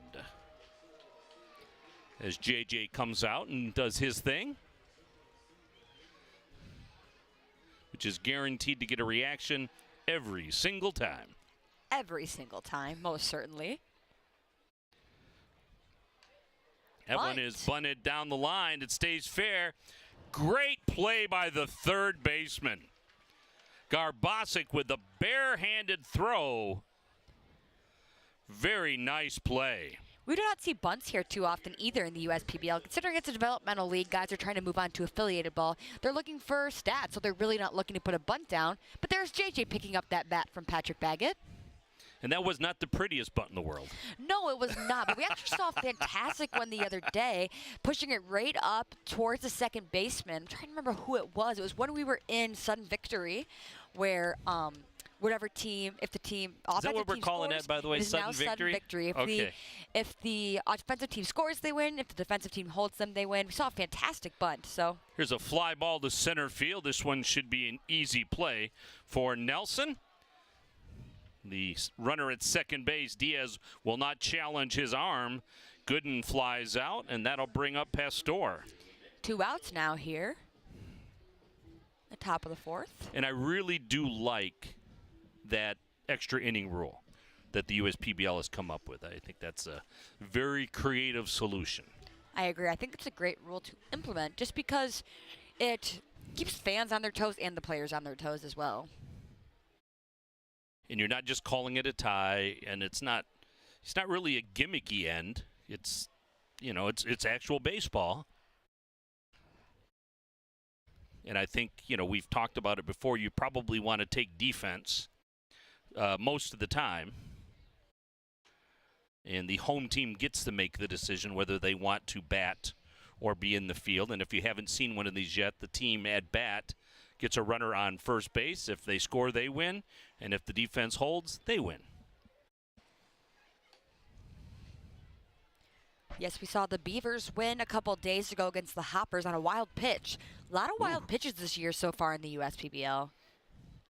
And considering the pitching has been pretty solid, that's unusual. Check swing, but called strike. Pastor is 1 for 2 with a single back in the first inning. Again, 5th in the USPBL in hits. And he will take the walk. So runners on first and second now as Pastor walks. That'll bring up Josh Baker. Baker with a hit in the first. And Baker, alumni of Middle Tennessee State.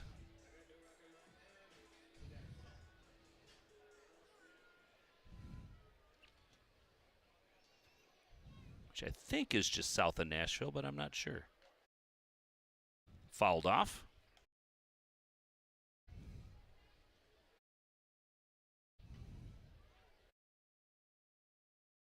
Runner on second base is Diaz. The runner on first base is Pastor. 2 out. That one misses on the outside corner. I'm really liking the design, actually, on these Hispanic heritage uniforms. That's really neat.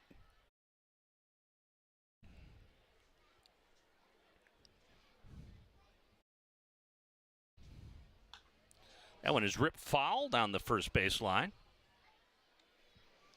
So 1 ball and 2 strikes on Baker. Baker came into the game batting .242, 4 home runs, 15 RBIs.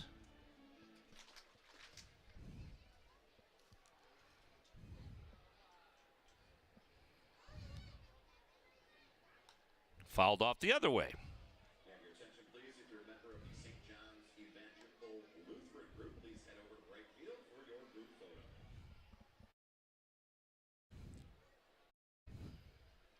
Top of the fourth. Tie ball game. Runner in scoring position at second base for the Unicorns. Swing and a miss by Baker. He strikes out, and Utica unable to dent the plate, even though they had a walk and a single. We go to the bottom of the fourth. It's still tied at 1. You're watching the USPBL Network. They call me Prospects. Since the day I was born as a diver's watch, the challengers of the world have taught me many things. Life is not a numbers game. It's about challenging ourselves. No matter what happens, just follow your heart. These pioneers drive our generation forward, not by setting records, but by never giving up. Keep going forward. Prospects. Available at Lucido Fine Jewelry.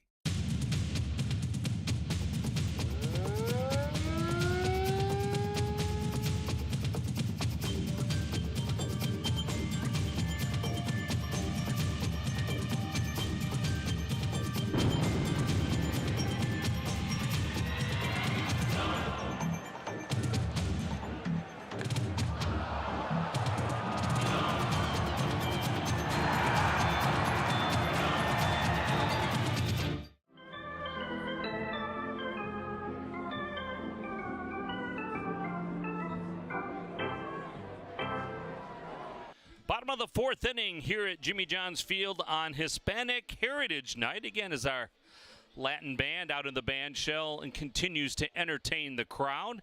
1-1 game for the Mammoths here in the bottom of the fourth inning. It'll be Mills, Seltzer, and Austin.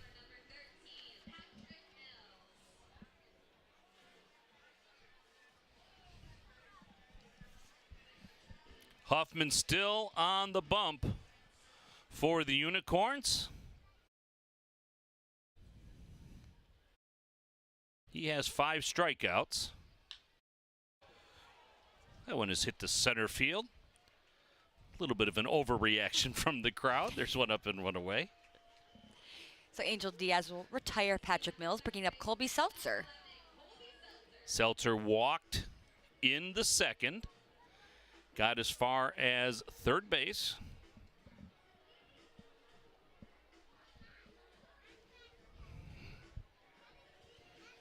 It's been a lot of activity on the bases for both teams, but still just a 1-1 game. Yes, especially for the Utica Unicorns. 7 hits against the Mammoths, 2 hits, and still a 1-1 game here. So the Mammoths have been doing well so far this season. If they're not getting hits on the board, they have still, as of recent, been able to find a way to execute a run home. And the Mammoths have 3 walks, so that means they've had 5 runners on base in this game.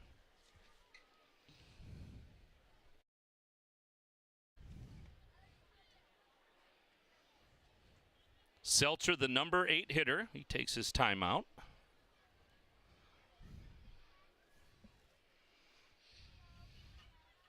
They'll reset the clock.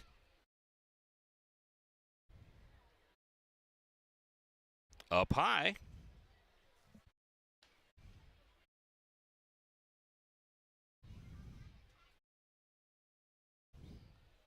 Seltzer, the right-hander.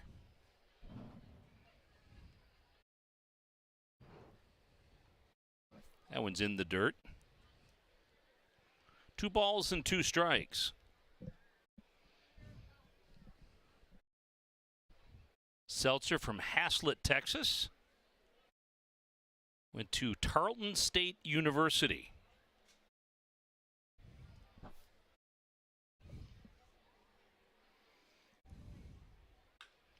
Ripped that one fouled on the third base line. Got nice wood on that.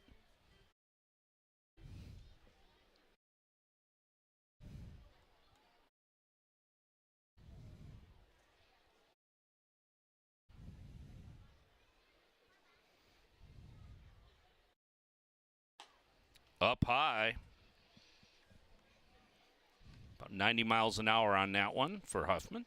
And Colby Seltzer having some great at-bats today. Also had a walk earlier on in the game. So definitely been drawing some pitches out of Huffman here.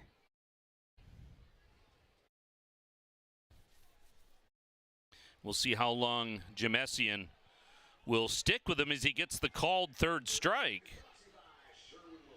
And that was a quiet strikeout, wasn't it? Yeah, seemed to have maybe just clipped that corner. Definitely too close of a pitch to take, but at the same time, you got to foul it off, but might have been just outside that zone. So that'll bring up Trevor Austin. He was safe on an error. Back in the second. It's a ground ball foul down the third base line. There has yet to be a clean inning. We do have 2 out, nobody on in this one. So this inning is seeming to move faster than most of the ones we've had so far today. Well, a lot of swinging. Yes. That the reason at-bats take longer now is batters take a lot more pitches, and pitchers throw a lot more intentional balls out of the strike zone, trying to get the batter to swing at their go pitch. For it, yes. Didn't used to be that way. It's all like a lot of people talk about it now as pitchers' pitches and hitters' pitches. Right. That's how my coach used to talk about it in college. Yes, that's a great pitch. It's a great pitch for the pitcher. It's not the pitch you want to hit. It's a pitch maybe you want to foul off with 2 strikes. Right. But it's definitely the kind of pitch that pitcher wants you to swing at, but it's not yours to hit. Call time. So there's going to be a confab at the mound, our first one of the day, as Enriquez will head out and talk to Huffman.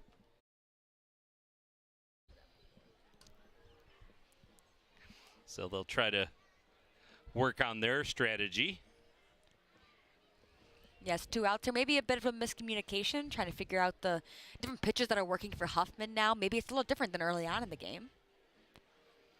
Well, maybe they just don't want to waste this at-bat and get him out of there with a clean inning. It's the 1-2 against Trevor Austin now.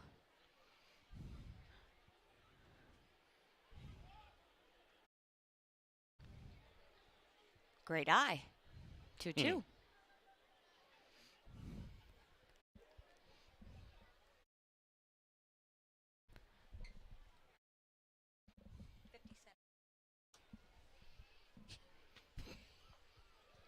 That one gets away from the catcher. So a full count now on Austin.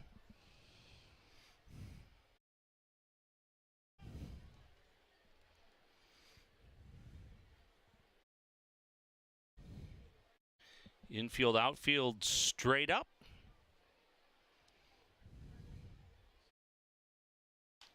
Popped up. Second baseman trots out into the infield. Pastor puts it away, and the side is retired. So again, that's our first clean inning of the game. 3 up, 3 down for the Woolly Mammoths. We go to the 5th inning. It's still 1-1. You're watching the USPBL Network. We build roads, bridges, wind farms and pipelines, schools to skyscrapers. Our members create monuments. We operate. We're the operators and mechanics behind the advanced heavy machines that move Michigan forward. We maintain boilers and HVAC. Our members run the complex heating and cooling systems that we all depend on. Our training is second to none, and safety is our priority. We are Operating Engineers 324, and we keep Michigan running. What are the odds that we're neighbors, we've known each other our whole lives, and both tear the exact same things in this exact same knee? So an ACL tear is an injury to the main stabilizing structure of the knee. You want a good team around you, because then you know that what you're doing is going to help you in the long run. My message to everyone who's helped me, thank you so much, because you guys helped me progress so much. Also hearing it from a friend that's went through the exact same thing, I think sort of helps that know that there's a bright side at the end.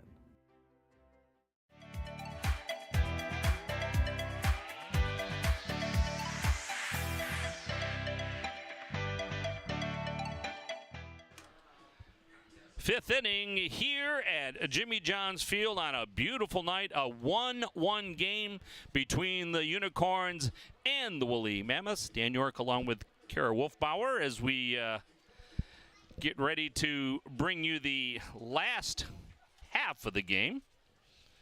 Guess we're in the 5th. We're at the midway point, right? Yes, and a close game here between the Mammoths and the Unicorns on Hispanic Heritage Night. And I know it's Gotta mention it that Dave & Buster's, the sponsor of our 5th inning here, is perfectly matching our Mammoths uniforms tonight. Oh, okay. Now you see it. Now I see it. I couldn't help but see it. It was right there. I was looking at that green thing out there with the diamond and everything else.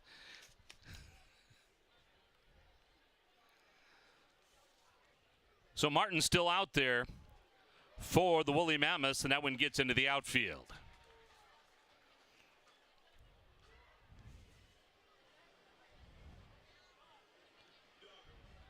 Looking like they will call that a base hit there from Felix Abaret. And Abaret wearing 10 tonight. I forgot about that. I had a moment there as I looked at the number and looked at the roster and said, wait a minute, what have I done wrong? Philip Matulia now stepping up to bat. Matulia 1 for 2. This one is popped up right to the third baseman. One pitch is all it took to get Matulia, and that'll bring up Enriquez. Martin came in at the 3rd inning.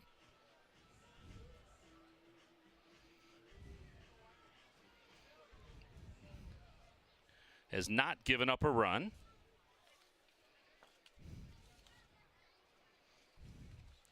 Nate Witt responsible for the 1 run. He pitched his 2 innings as the opener.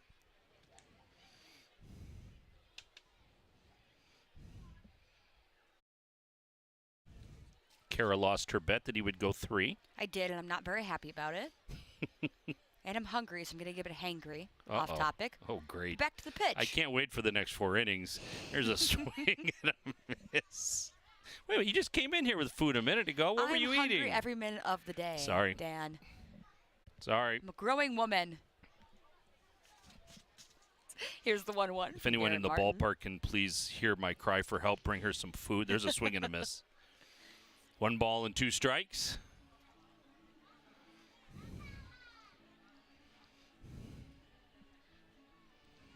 Batter takes his timeout.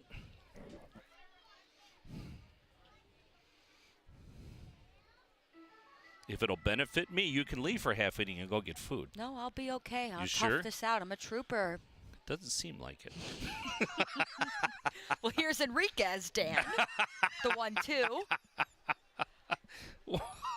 Wow. When she gets crabby, she does play-by-play. There's a swing and a miss. There's 2 out, and that'll bring up Weber. It's like, stop talking to me and do the game. Leave me alone, old man. I'm hungry. Oh, it's part of my personality. It's my favorite hobby. Eating and working out. Those are my 2 hobbies. And working out? Yes. Okay. So they kind of balance, right? It does sound like it works. That'll bring up Weber, who has a single and a run scored, the only run scored for the Unicorns.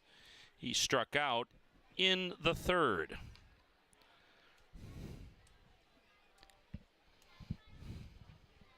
Yes, and tomorrow is soccer night here at the USPBL. Always doing some fun promotions here. Bringing some new fans, have people enjoy the ballpark in different ways, even if they're not a baseball fan. Yeah, the ballpark here is as much the attraction as the baseball. Absolutely, and that's the goal. We want everyone to be able to come. Not everyone's a sports fan, but everyone deserves to come and enjoy their time here at Jimmy John's Field. And Andy Appleby and the folks that put all this together had a plan in mind when they came up with this back in 2015. That they had a certain way they wanted to do things, and they've been able to execute that here. And obviously, it's been a huge success.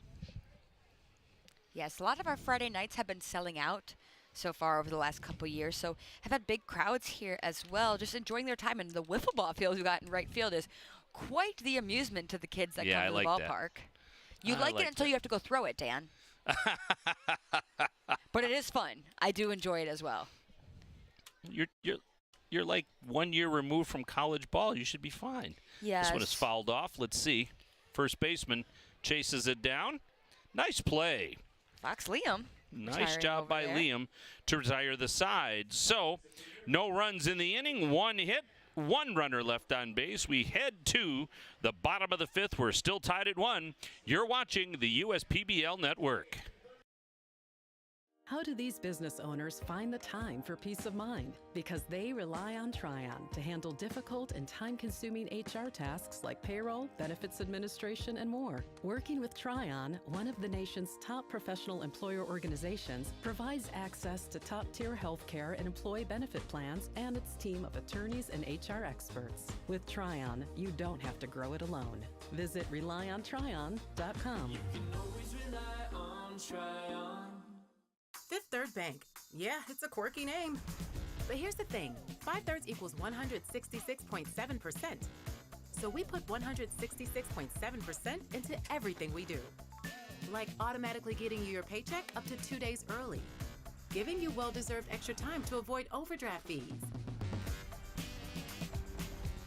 And helping you borrow from your future self. This is banking a Fifth Third better.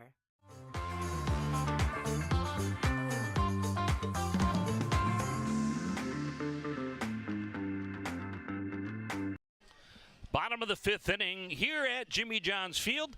Happy to have you along on this Friday night. As you see part of our crowd at the ballpark, you see a handful of jackets and sweatshirts, a sign of things to come in a couple of months or maybe a couple of weeks. Who knows? It's Michigan. It could end abruptly.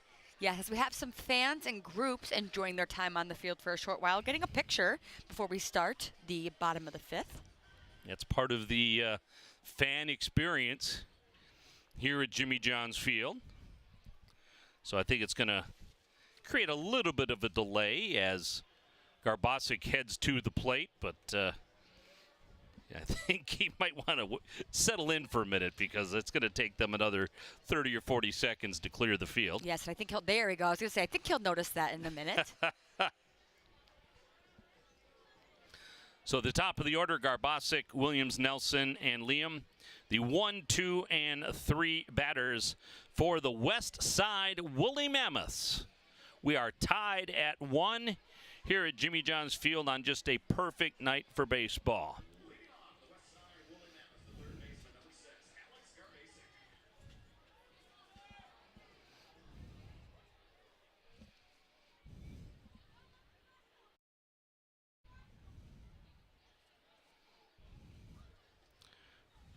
That one just misses. Huffman still on the bump for the Unicorns. So his 5th inning of work. Ground ball.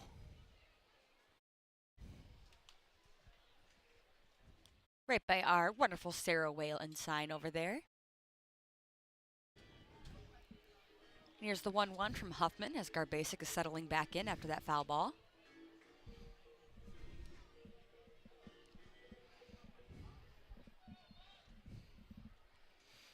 .80 pitches. And there's 81 for a strike. So we'll see how much farther they decide to go with Huffman. Not really stressful innings. And it is late in the year, so if they're going to let him go a little deeper, this would be the time.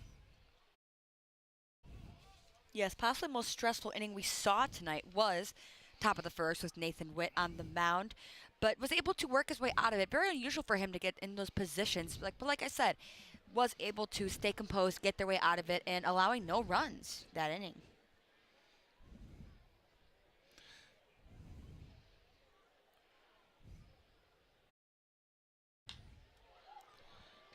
This one's hit into center field. Center fielder with not too much trouble puts it away. That's Diaz, and there's one up and one away. Next up for the Mammoths, the center fielder, number 23, Williams Nelson. Yeah, Huffman has pitched 29 2/3 innings. So I don't expect him to pitch maybe more than 6. I would say he'll go 6, and then they'll pull him out for the rest of the game and go to their bullpen. But I wouldn't expect this to be his last inning yet, I don't believe. Well, again, it's just been kind of stress-free for him. Because the one inning he gave up the run, it was 2 walks and an error. So 3 walks and an error, I apologize. So the rest of it's been pretty much him in control.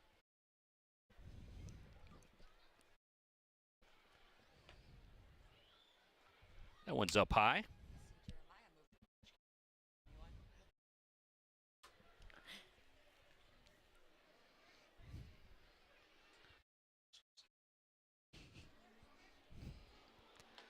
Inside.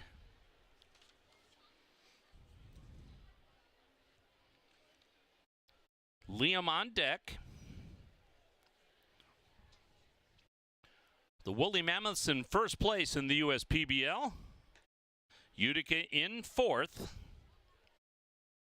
Woolly Mammoths 5-5 in their last 10. The Woolly Mammoths had lost 9 in a row at one point before they won a game on Tuesday in one of the non-public games. The Utica Unicorns lost 9 in a row. What did I say? I believe, I could be wrong, I believe you said Woolly Mammoths. I apologize. But no, it's okay. But the yeah, guys in the Unicorns, field. yes, were struggling as of late. Starting to make their way back, hopefully. Definitely always want to see some competitive games here in the USPBL. We had some high-scoring ones over the last couple of weeks, but they were first in the league in the beginning, so it's something they're starting to make adjustments to. Well, and the Unicorns have done it with their pitching all season long. As you see, the first baseman Gooden chase that one out of play. They have struggled to hit all year. They've made a change by putting Matulia into the lineup, who has added some offense.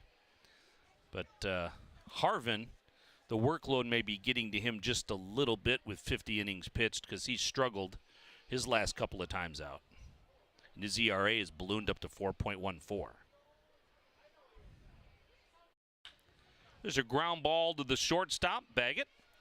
Good hard throw across the infield. He has got a great arm at short. Yes, and that's 2 down now for the Unicorns. And that'll bring up Liam. Liam came in batting .306 with a OPS of over 1,000, which is very impressive.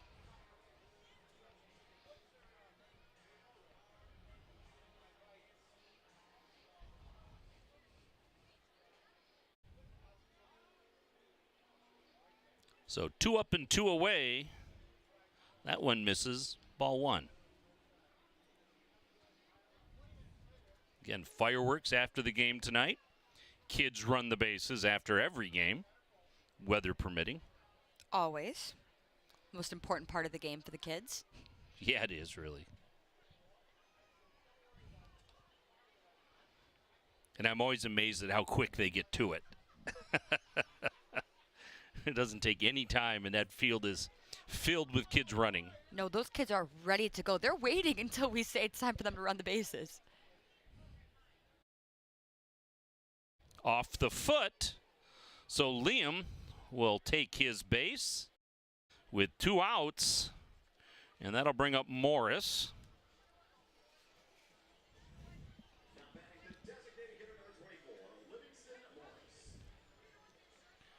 For Huffman, that's the 3rd batter he has hit by pitch this season.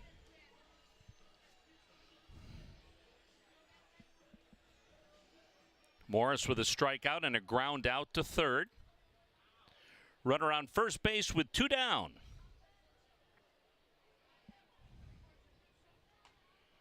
First baseman holding the runner at first.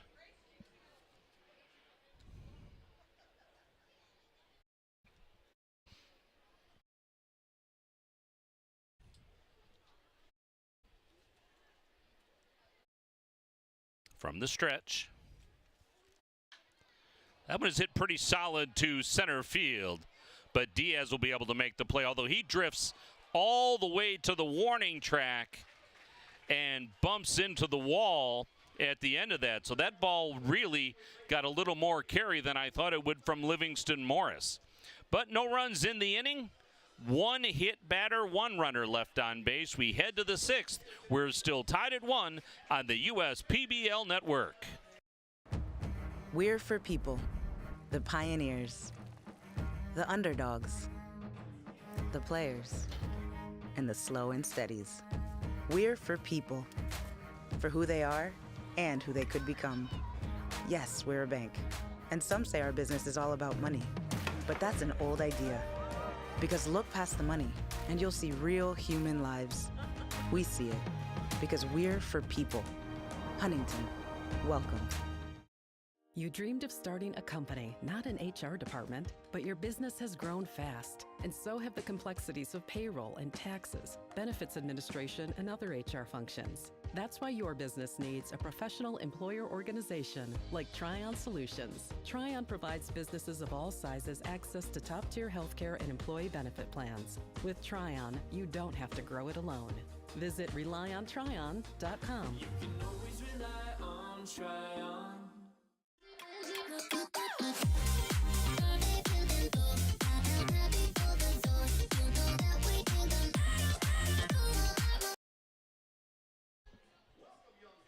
Sixth inning here at Jimmy John's Field.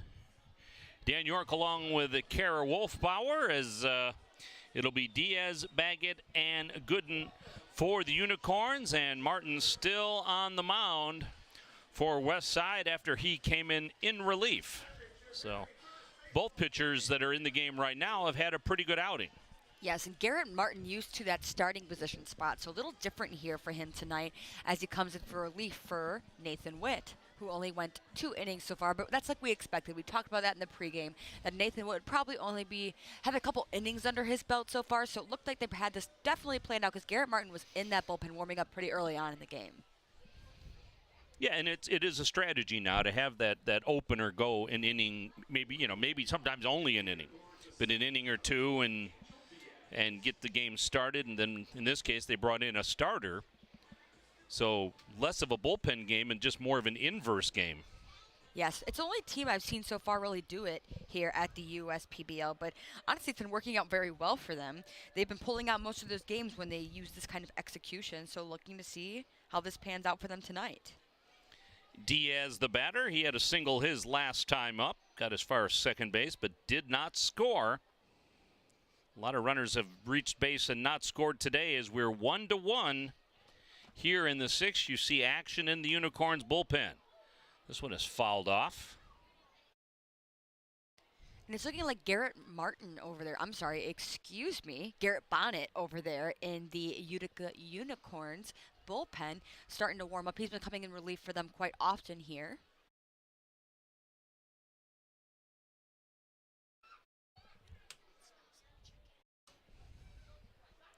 That one misses. 2-1 against Angel Diaz. Yeah, Bonnet number 14 warming up. This one's hit up the gap. This could be trouble. That's one hop and over the wall, so a ground rule double for Angel Diaz. Those hurt sometimes, knowing that if it didn't hop over that wall and it fell back in, that's a for sure triple. Oh, he was 2/3 of the way to second when that ball went over the wall. So he'll stay at second base, a break for the Woolly Mammoths. As you see Jemessian talking to his runner. And that'll bring up Baggett. Yes, Unicorns looking for a turning point here in the game now to try and flip the game on its head and try and keep driving these runs home as they head into the later half of this match tonight. Nice power by Diaz there.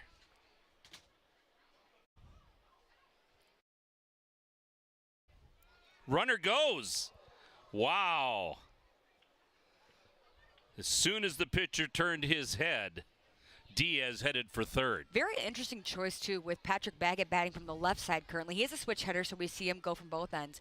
But looking from the left side, that's quite a risky move to Well, he definitely had the base stolen, though.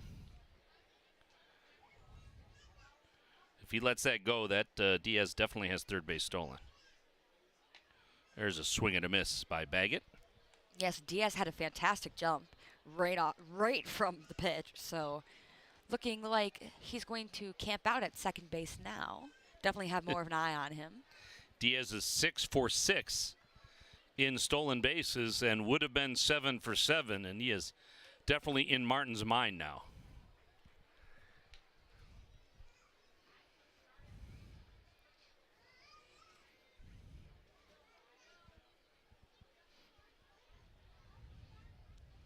Gooden on deck. Swing and a miss on an outside pitch. So Baggett strikes out.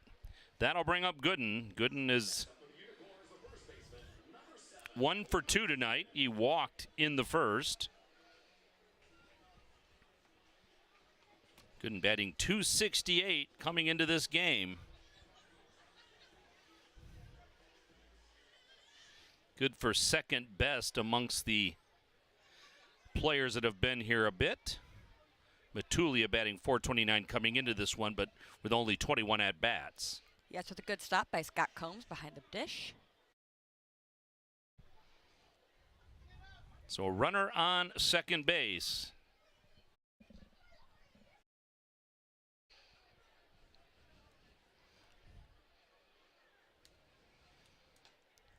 That one's right down Main Street. 1 ball, 1 strike, 1 out.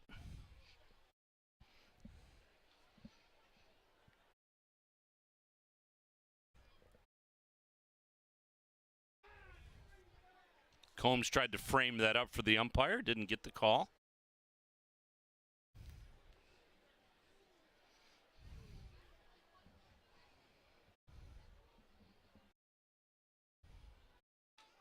Fouled off.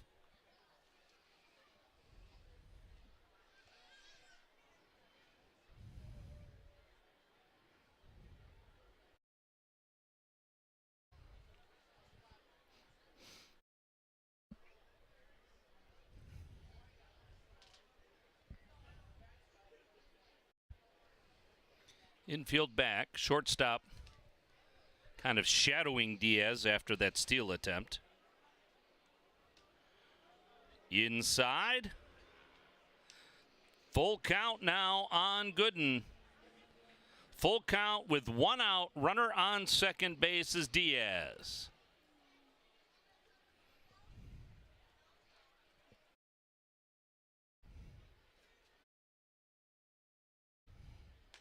Outside, he lost him. So Gooden picks up the walk. You've got 2 on now with 1 down, and that'll bring up Nick Pastor. Yes, Nick Pastor, like we talked about before, one of the better batting averages in the league, especially for the Unicorns, leading the Unicorns in batting average.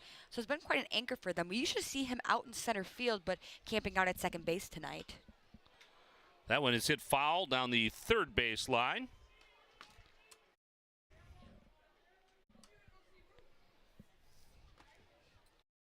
So the runner on first is Gooden. The runner on second is Diaz.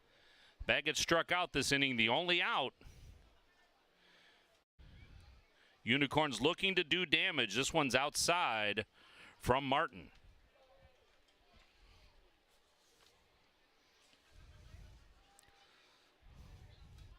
Martin had pretty much cruised until this inning. Runner's taking off. Double steal works. Everybody moves up 90 feet. Lucas Gooden, 2 steals on the day for him now.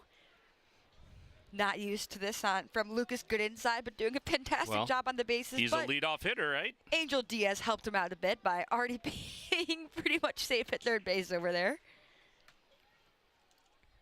So aggressive offense by Jim Essian and his Utica Unicorns. And the infield now playing in,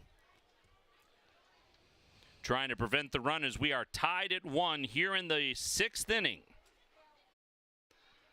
Top of the 6th. It's a little looping liner. It's going to drop in for a base hit. That's going to score 1. Runner heads into second base, and he is safe. Wow. So Diaz scores. Pastor legs out a double. Yes, looking like their Pastor getting over to second base, sliding along the right side of the bag, just missing that tag from Colby Seltzer. So great slide over there from Nick Pastor, but also a great look over there from Nick Webb, sending it over to Colby Seltzer at second base. Great heads up by those boys. So Pastor just hit it far enough, a little duck snort into left field. Pastor at second, Gooden at third, and a swing and a miss by Josh Baker. Yes, the Unicorns being a team that has struggled more offensively, having 10 hits on the day, this could be the kind of fire they need as we head into the back half of the season. That one misses as Martin showing maybe a little bit of frustration on the mound. So Baker with a single in the first, 2 strikeouts in this one. He's got 4 home runs, so he's got power. And this one is hit into right field. This will get the run home. Oh, the outfielder didn't see it. The outfielder lost it in the lights.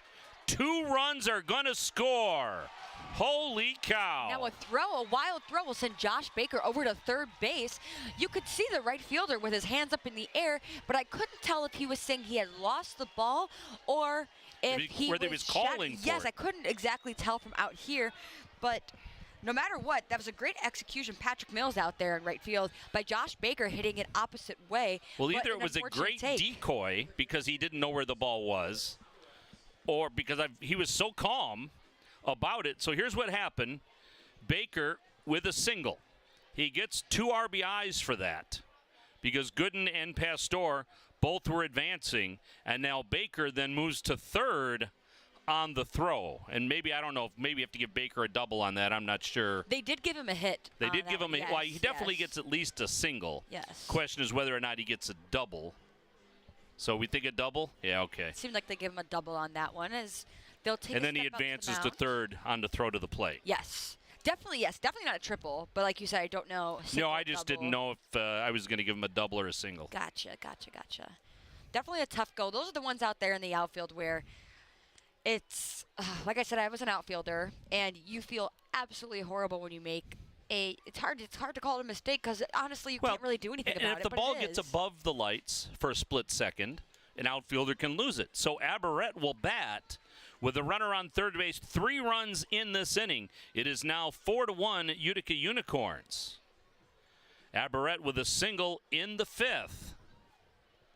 So a bad break for Martin and a bad break for the Mammoths. Still only 1 out. Sorry. Yes, I'm sorry, but giving the Utica Unicorns a bit of a cushion now.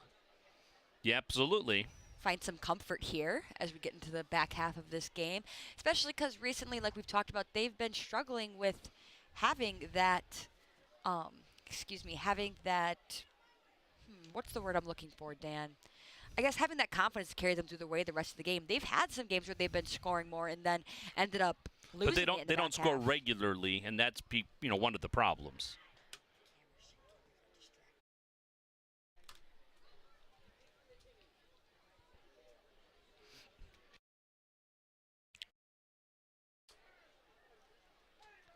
Felix Aberrett looks at his strike.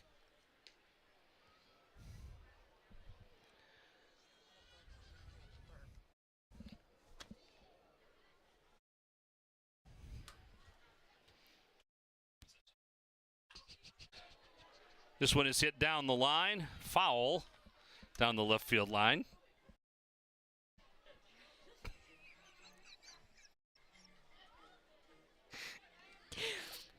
Two and two here now against Felix Aberrett. 66 pitches now from Garrett Martin as we are in the top of the 6th. And we'll see if Martin comes back out for the 7th or if this is it for him. We had action in the Unicorns bullpen earlier, and we still do, it looks like. Yes, I don't see anybody in the Mammoths currently, so if I was a betting woman, I think I would say Garrett Martin will go another inning. But I also was wrong when I bet that for Nathan Witt. So I wasn't going to point that out. I was, so there is a swing and a miss for strike 2, and that'll bring up Matulia, who had a single back into third. He is 1 for 3 tonight.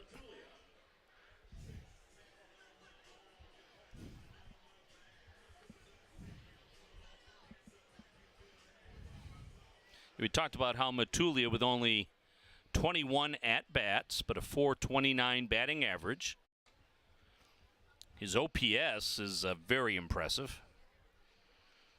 And again, over 1,000.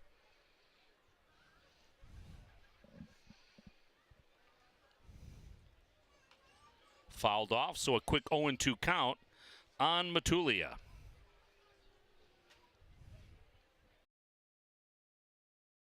3 runs in so far.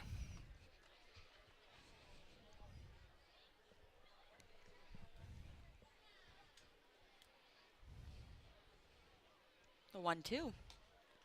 Missed with that one.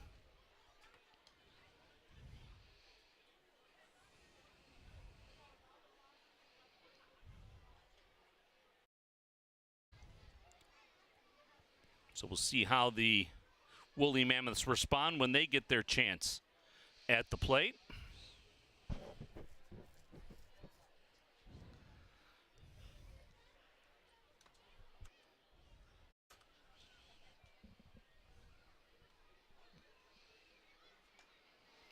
And a swing and a miss and a strikeout for Matulia, but not before the Unicorns come up with 3 runs in the inning.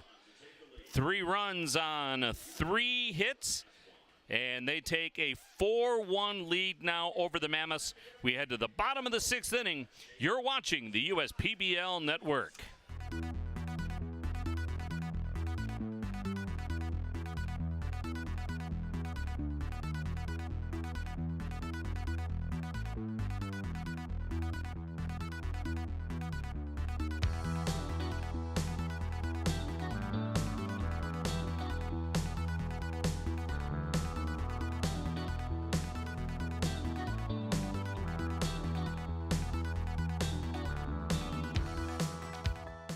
There are things you can rely on in this world, like your dog being happy to see you, coffee getting you through the day, and the government changing business regulations. And when it comes to navigating those regulations, you can rely on Tryon and its team of attorneys. Tryon can also tackle time-consuming HR tasks like payroll and employee benefits, so you can stay focused on growing your business. With Tryon, you don't have to grow it alone. Visit RelyOnTryon.com. Always rely on Tryon. First State Bank is a locally owned and operated business. We're part of your community. At FSBCares.com, you'll find ways that we're making a difference by featuring locally owned and operated businesses, providing access to helpful financial resources, and engaging with community. FSBCares.com is part of our commitment to the neighborhood, because strong neighbors mean stronger communities. Where good neighbors do great things. Member FDIC and Equal Housing Lender.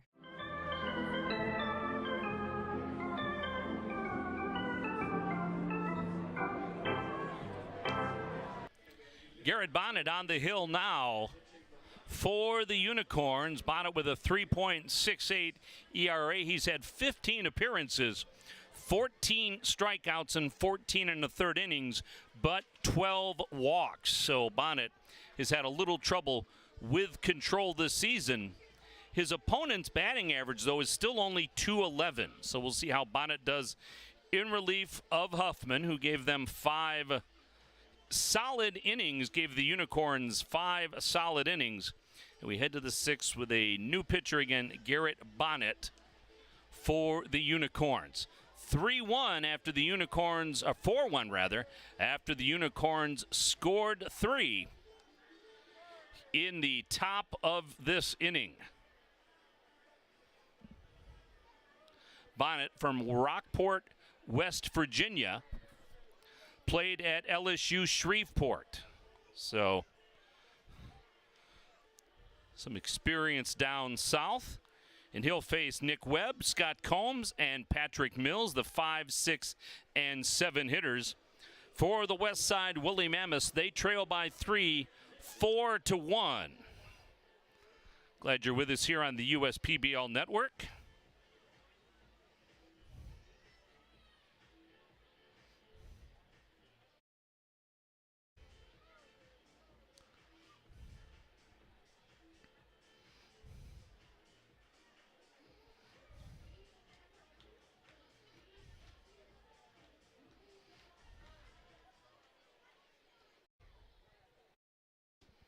Infield, outfield, straight up. First baseman on the foul line with a left-handed batter.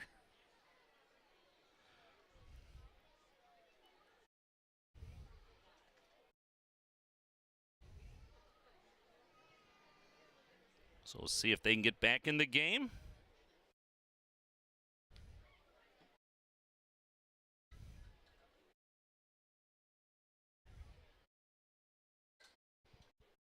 2-0 on Webb. We said Bonnet has walked 12 batters as he throws a strike there in 14 innings.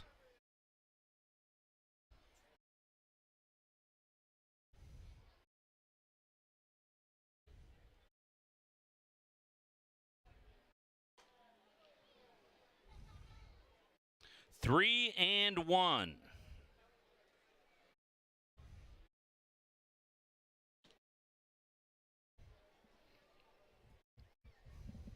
Combs will bat next. Full count.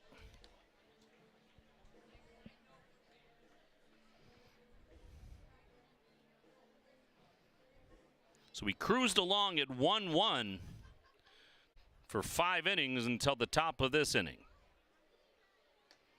Did he check his swing? He did. Tough call, a walk for Webb. That'll bring up Combs. That one looked like it might have caught the corner, but not according to our home plate umpire, but according to our pitch tracking software.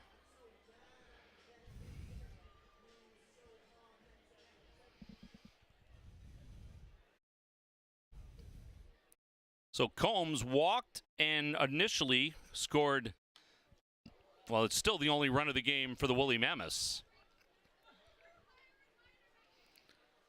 Garbasic drove him home back in the second inning. Bottom of the 6th here at Jimmy John's Field. Glad you're with us on a cool Friday night.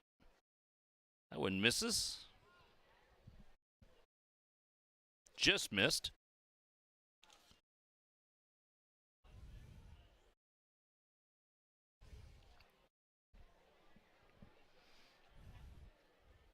This crowd has been very animated here tonight.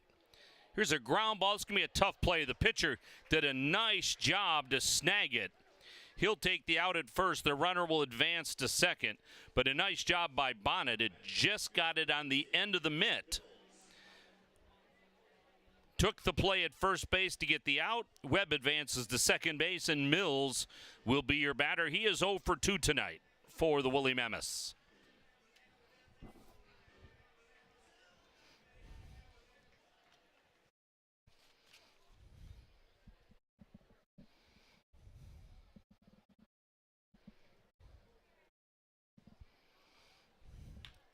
Ground ball right through the box for a base hit. This will score a run, it looks like.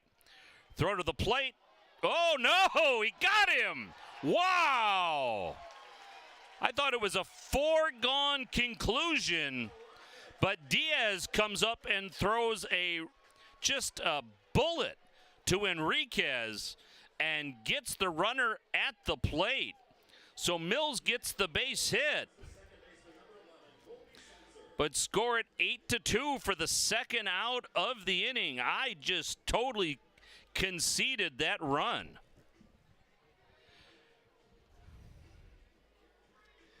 We've had some number changes tonight.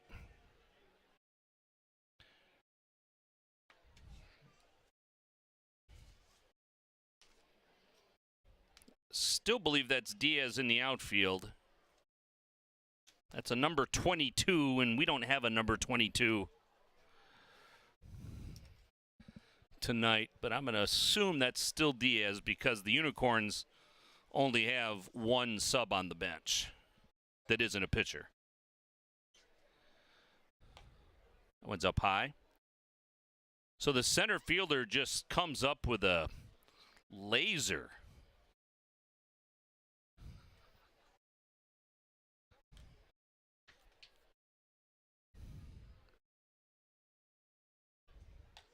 Swing and a miss. So 2 out now and a runner on second base after the throw on the base hit from Mills.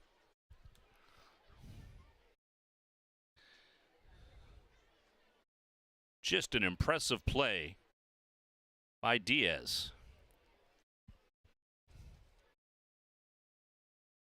No, actually that's Pastor now that has moved out. All right, that makes more sense. Pastor has moved to center field. So that was Pastor that made the play.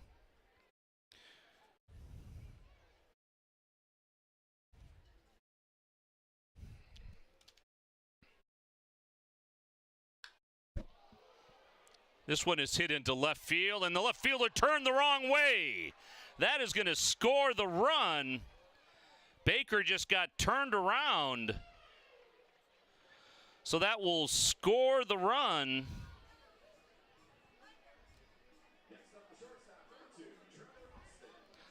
So we're going to call it a double. And an RBI for Seltzer. Tough play. The exit velocity at 93 miles an hour, tailing away from the outfielder.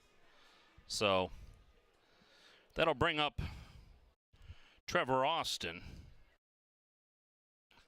Yeah, so now number 2, Curiel, is in the game. We're going to have to catch up with some of these. First baseman makes the play. The side's retired. So 1 run scores in the inning. Makes it a 4-2 game. We'll be back with 7th inning action from Jimmy John's Field on the USPBL Network.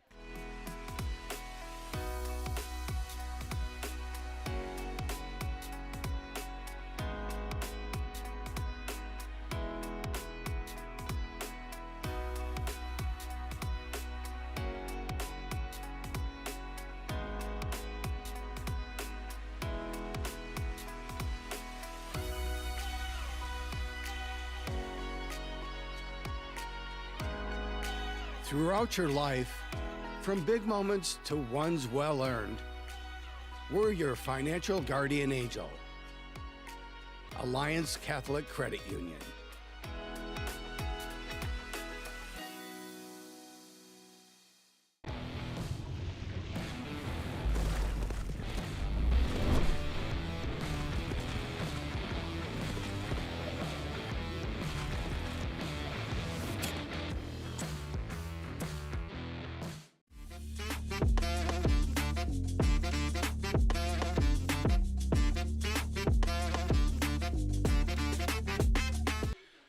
So we head to the top of the 7th inning, and we've finally caught up with our defensive changes, we think, for the Unicorns, which will result in a batting order change.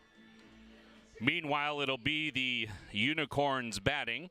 Should be Enriquez, Weber, and Diaz. 6, 7, and 8 batting. Still on the mound is Martin for the Woolly Mammoths. Martin came in the 6th.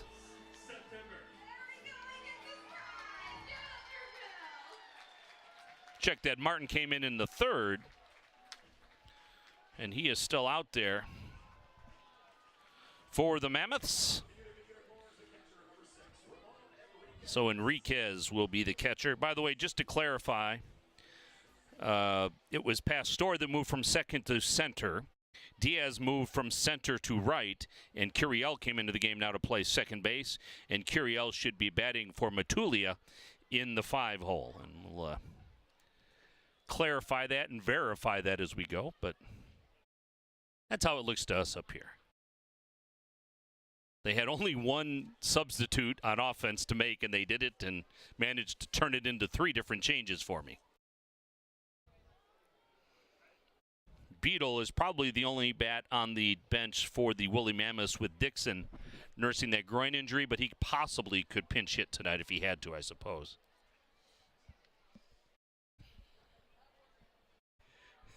Nice movement on that one. Almost an Ephus pitch at 66 miles an hour. 2 balls and a strike on Enriquez.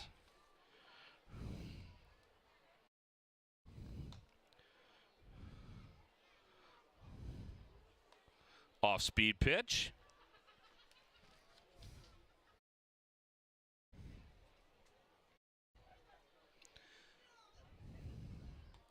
Top 7. Enriquez with the walk. So 4-2 is our score after Utica scored 3 runs in the top of the 6th. Westside came back and scored 1 in the bottom of the 6th. A tricky play for the outfielder, for the left fielder. So that'll bring up Weber. He looks at a ball.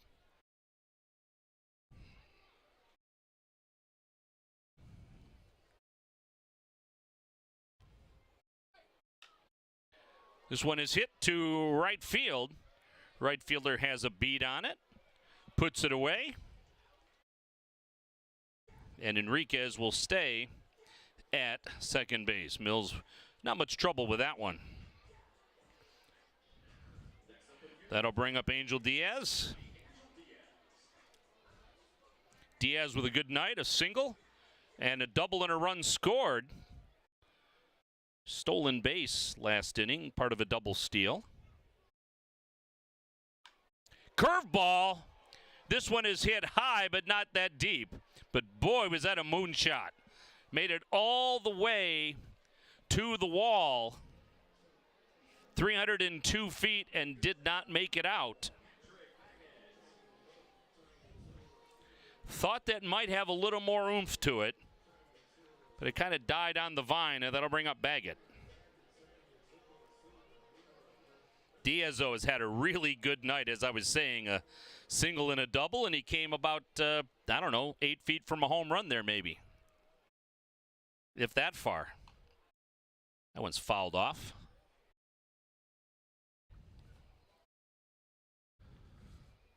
Because Weber could definitely sense the wall behind him. Runner on first base is Enriquez.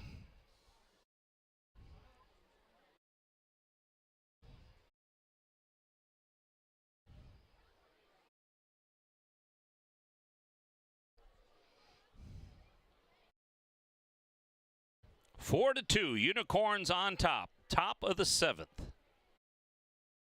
Inside.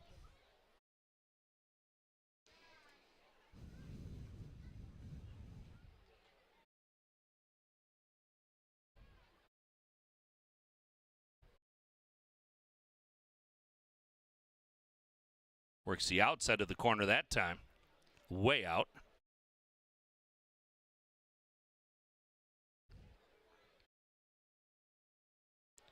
Don't forget, we're here again tomorrow night at 7:05. And there's another walk. So Baggett walks, leaves 2 runners on now for Lucas Gooden. Gooden with a walk, a single, and another walk. A run scored, a stolen base. Good night for him. But it'll be these Unicorns versus the Eastside Diamond Hoppers tomorrow night. Tomorrow night is World Cup night, presented by Top Hat Masonry. And the long walk from the dugout. And this could be it for Martin, or just a conversation. That's going to be it for Martin. So the manager is asked to go to the bullpen, and the umpire has signaled.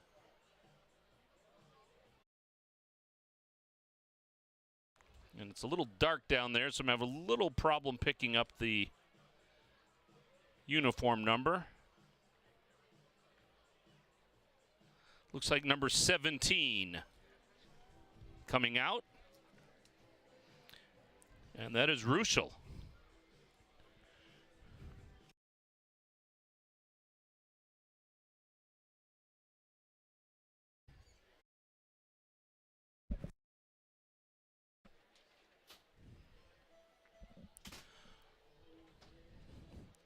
So Ruschel will come in for the Woolly Mammoths.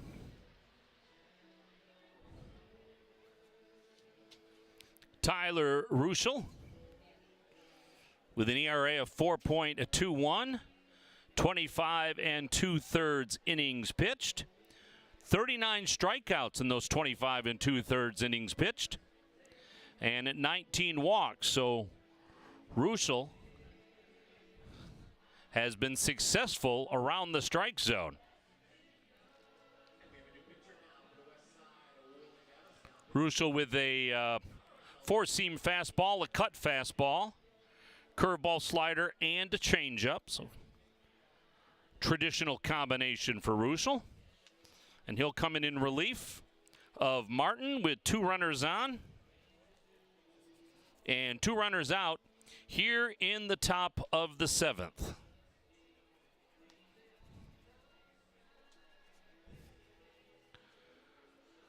So the Woolly Mammoths trying to keep the Unicorns from extending their lead here in the 7th. A walk, fly out to right, a fly out to left, another walk, and that's how we've got 2 runners on and 2 runners out here in the top of the 7th.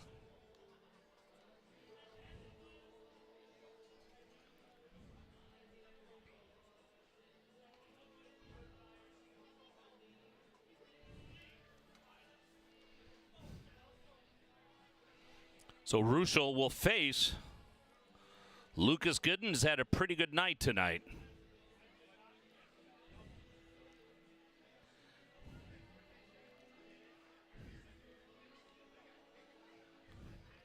Ruschel from Durango, Colorado. 6'2", 220. Went to Ball State University in the Mid-American Conference. He comes in with a 77-mile-an-hour pitch for a ball.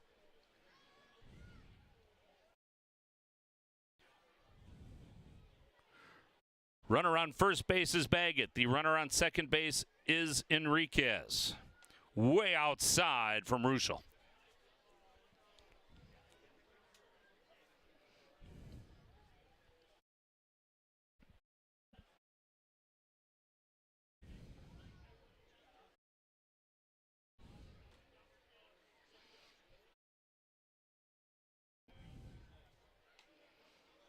There's a strike.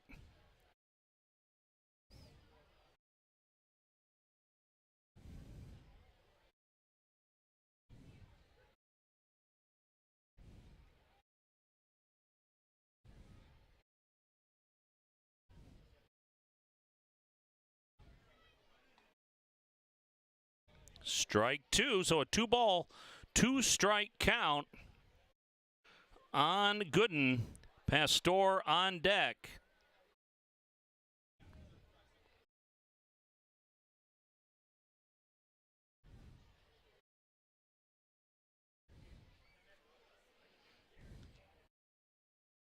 Batter takes his timeout. 20 seconds on the pitch clock with runners on base.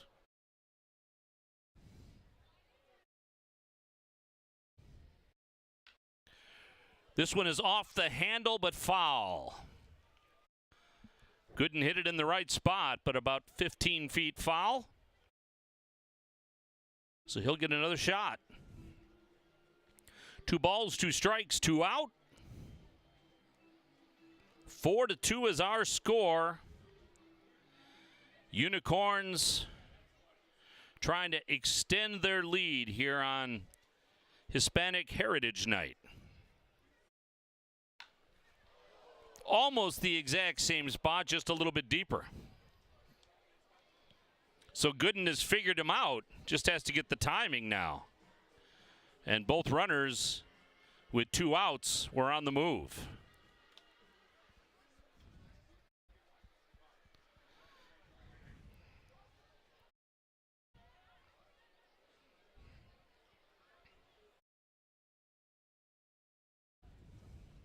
Two-two pitch.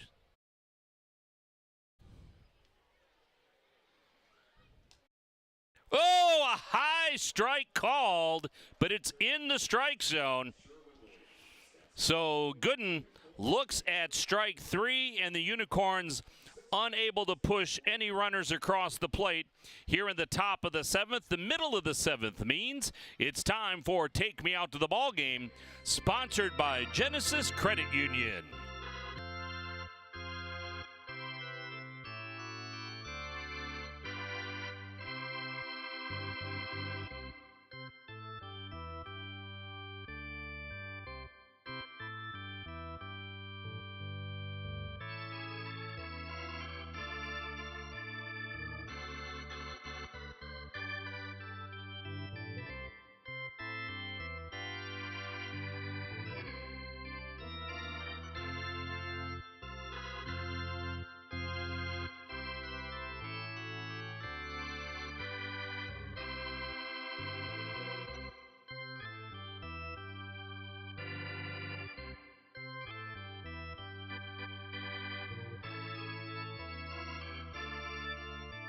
There are many things you can rely on in this world, like a sunny day brightening your mood, your mom baking the world's best apple pie, and never a dull moment in running your business. And when it comes to time-consuming HR tasks, you can rely on Tryon. Tryon can handle payroll and taxes, employee benefits, and more, so you can stay focused on attracting and retaining the best talent. With Tryon, you don't have to grow it alone.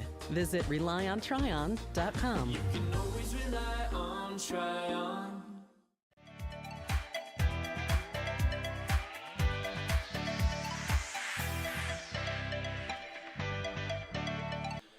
Connor Tomasic now on the mound for the Unicorns.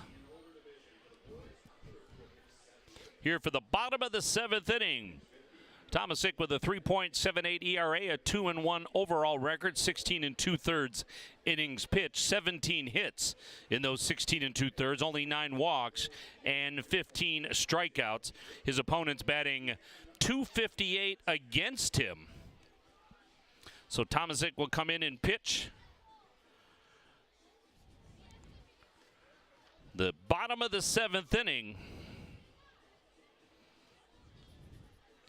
And face the top of the order for the Woolly Mammoths. Garbasic, Williams, Nelson, and Liam. As Westside trying to battle their way back into this one.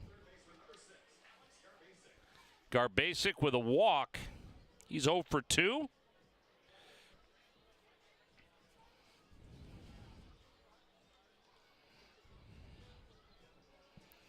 We are at 9:22 of an approximate 7 o'clock start.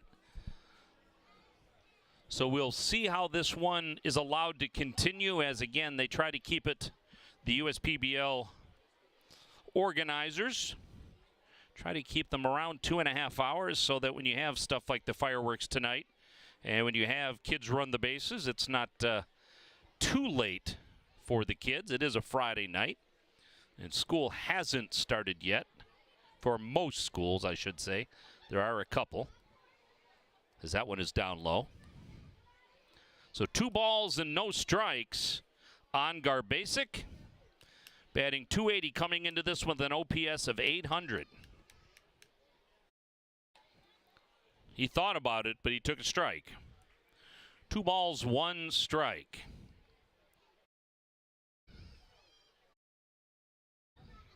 In a boisterous crowd here tonight at Jimmy John's Field. There's a ground ball in the hole. Shortstop with a diving play. Comes up with the throw, but it won't be in time. What a nice play by Baggett.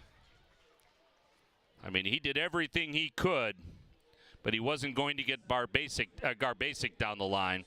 So that'll bring up Dre Williams Nelson. Nelson 0 for 3 tonight.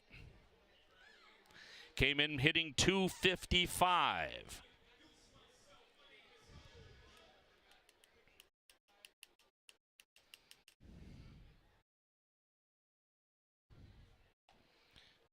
He shows bunt, called strike, just caught the outside corner.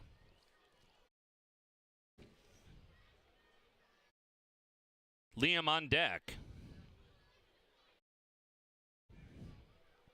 Woolly Mammoths down by 2, trying to battle their way back into this one. Pitcher steps off. That'll be his disengagement. That's the first of 2 he's allowed. I assume that was on the pitcher. I didn't see the signal that it was on the batter.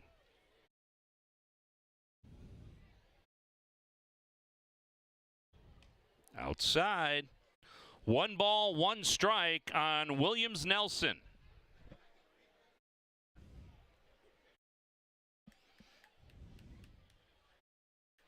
USPBL baseball here at Jimmy John's Field. Way up high.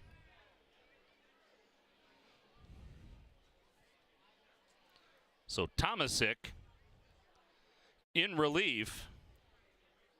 He's given up a single and is behind William Nelson 2-1.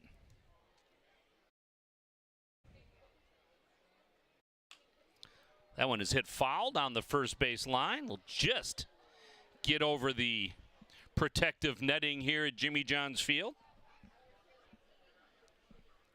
So I'm guessing there's a mad scramble on the concourse for that one.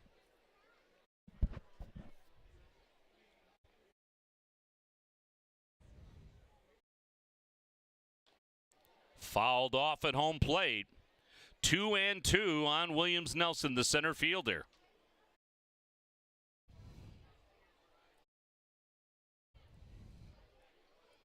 Catcher will come out and have a conversation with his pitcher.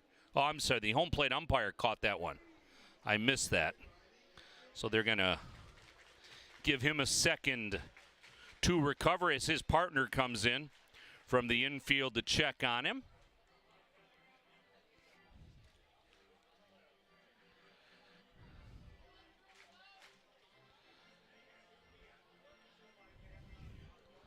I don't know how many of you saw Lars Nootbaar yesterday,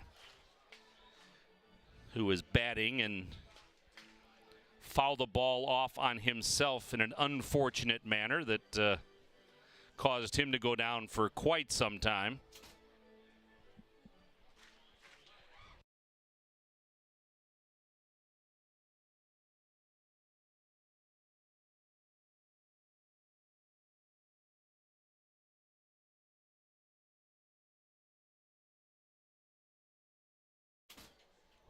So it looks like our home plate umpire has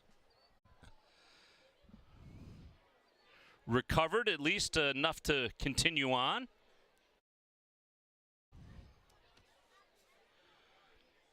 Yeah, but you don't see batters go down the way you saw Nootbaar go down yesterday in a major league game. I mean, that was something. There's a swing and a miss, and the umpire says it touched the ground, so it's still 2-2. So the runner on first base is Garbasic. 2 balls, 2 strikes on Dre Williams Nelson.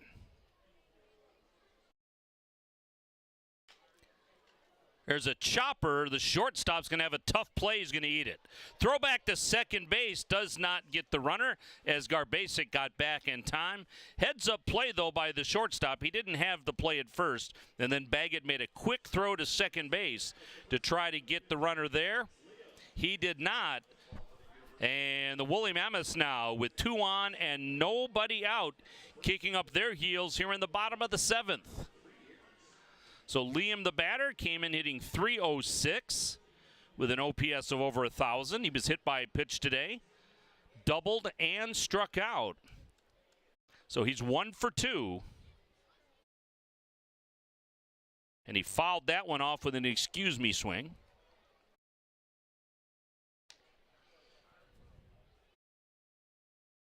So up by 2.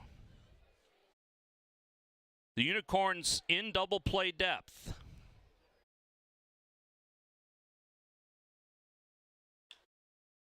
That one is going to go down the line and be fouled just barely.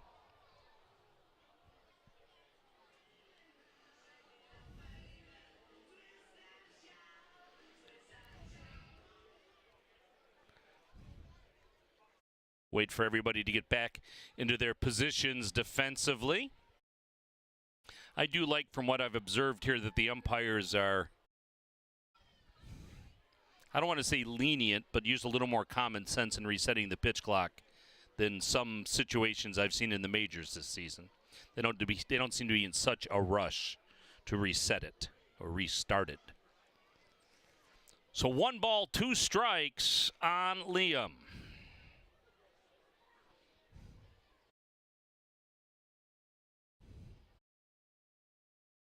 Down low, 2-2. It's been a struggle so far for Tomasic.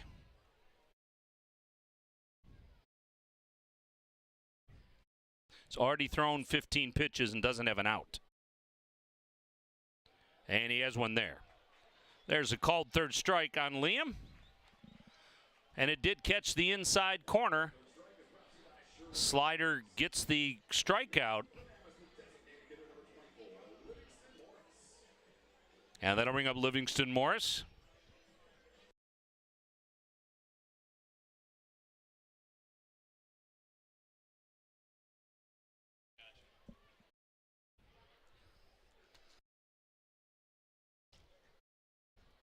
Morris looks at a ball.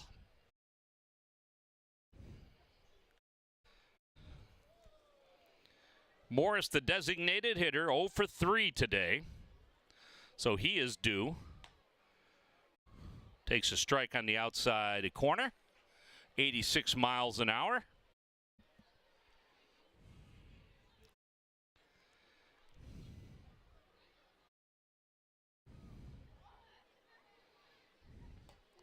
Almost hit him. Strike 2, 1 ball, 2 strikes. Again, 19 pitches already. Broken bat. First baseman makes the play, leads the pitcher to first. It will advance both the runners, but that'll make it 2 out now. Morris broke his bat. Nice job by Gooden to lead Tomasic. That'll bring up Webb. Webb with a double and was thrown out at the plate on a great throw by Pastor back in the 6th inning. This one is hit down the line, foul into the picnic area. Got a big cheer from the crowd when it was first hit because it was great contact. Really barreled it up, but way too early on it. Webb, the left-hand hitting left fielder.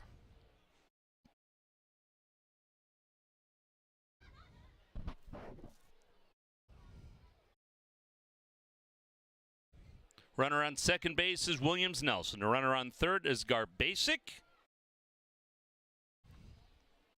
Umpire calls time. Batter takes time.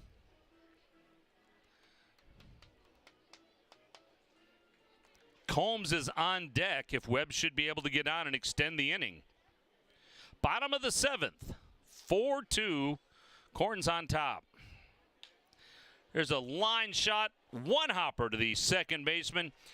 He quickly makes the play across the infield, and the side is retired without Westside coming up with a run. No runs on 2 hits in the inning. So we will play the 8th, and that'll be it. You're watching the USPBL Network. Why are all these business owners smiling?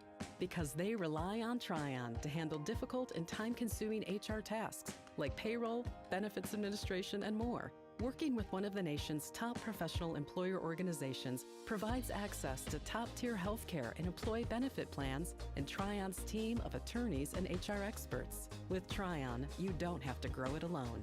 Visit RelyOnTryon.com. You can always rely on Tryon. Slide into a new home.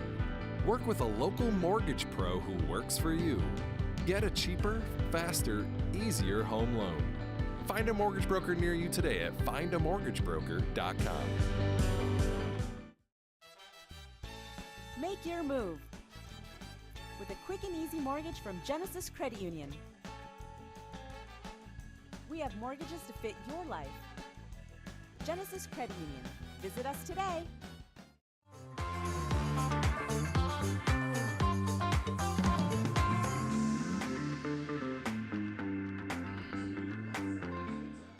So we head to the 8th inning here at Jimmy John's Field. Unicorns lead it by a score of 4-2. This will be our last inning of baseball as we have made our 2.5-hour time limit, but they will give the Woolly Mammoths one more chance to score. So for the Unicorns, it'll be Pastor, Baker, and Aberrett. 2, 3, and 4 for Utica as they lead it by a score of 4-2. Ruschel still on the hill for the Westside Woolly Mammoths.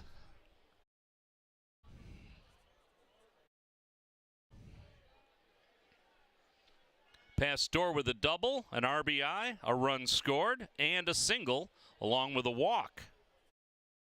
So he's had a pretty good game.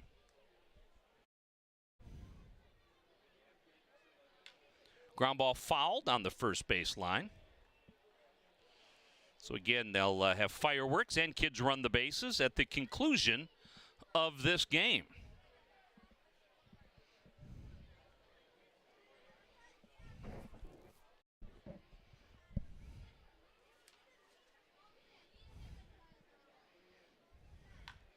Another one hit fouled on the first base line.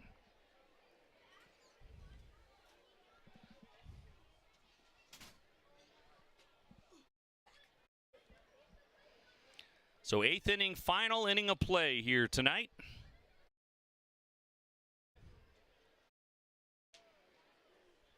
Just missed with that one. Nice pitch. 2 balls, 2 strikes.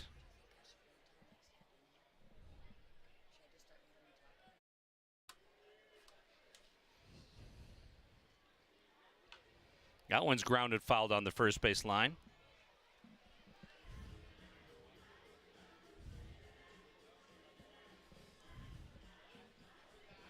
So Kara, who had to disappear for a little while, has reappeared. I am back. And is Glad to be debating back. whether or not she should talk. So my vote is she should talk. Thank you, Dan. Because I've been Glad talking to, be to back. myself long enough. I'm so sorry. That's quite so all you right. have more fun talking to me than talking to yourself?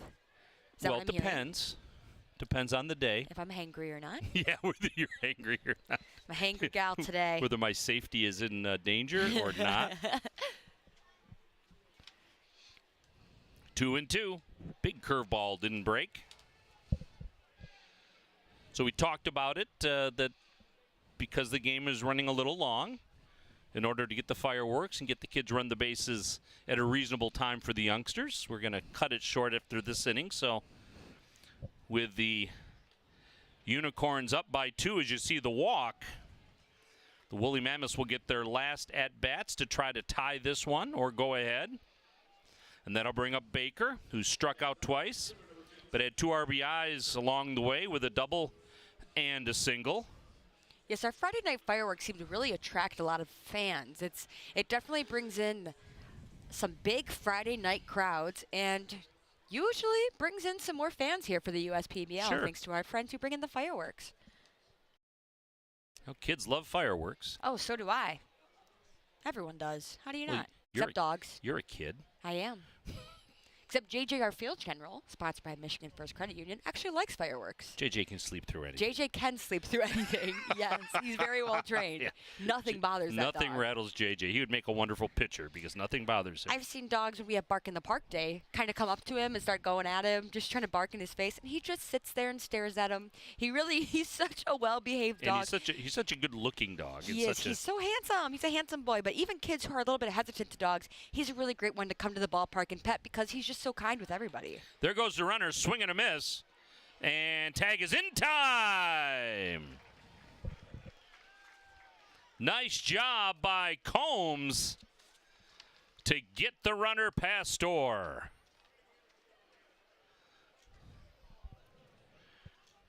So Baker tried to protect the runner.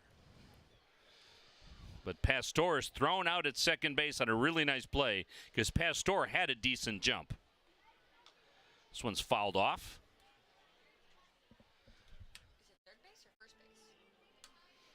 So David's not there? Yeah, I guess they told me someone else was there and should have been sending him back, but I guess not. Aberrett will bat next. 1 ball and 2 strikes on Baker. Inside.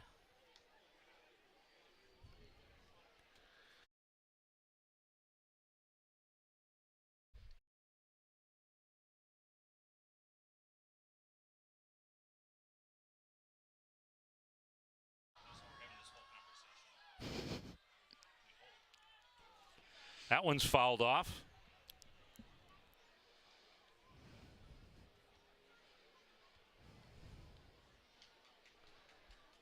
So 2 balls and 2 strikes on Baker, the Middle Tennessee product.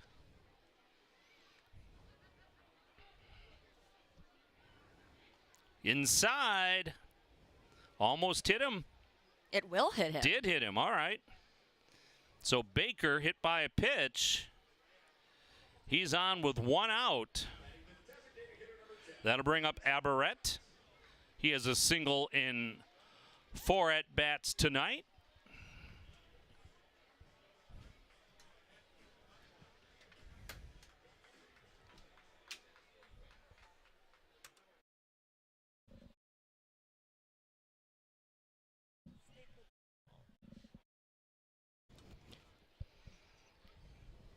Aberrett batting .255 coming into this one. Looks at a ball. So last inning of play here at Jimmy John's Field. And a big swing and a miss.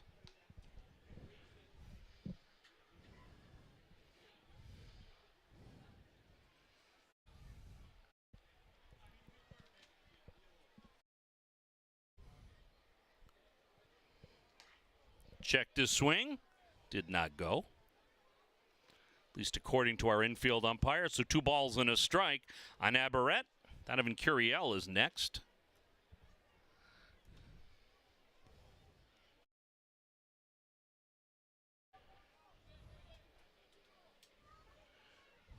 No advance by Baker at first base.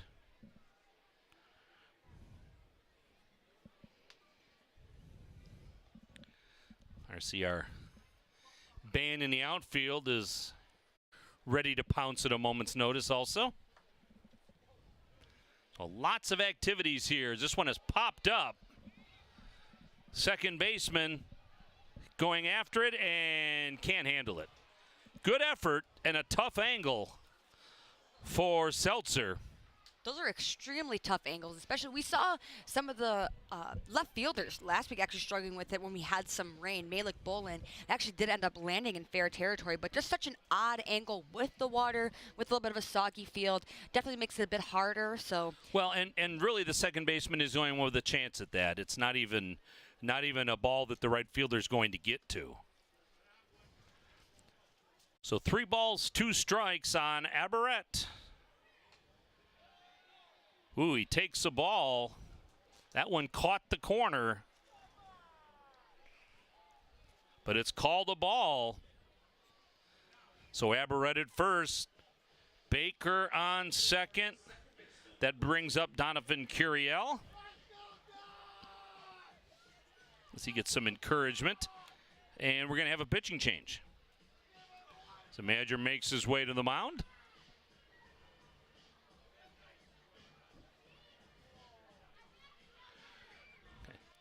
looks like coming from the bullpen. Let's take a look and see.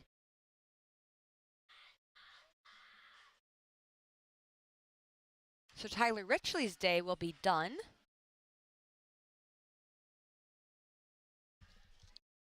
And Coughlin, Cal Coughlin will now step up to the mound for the Westside Woolly Mammoths.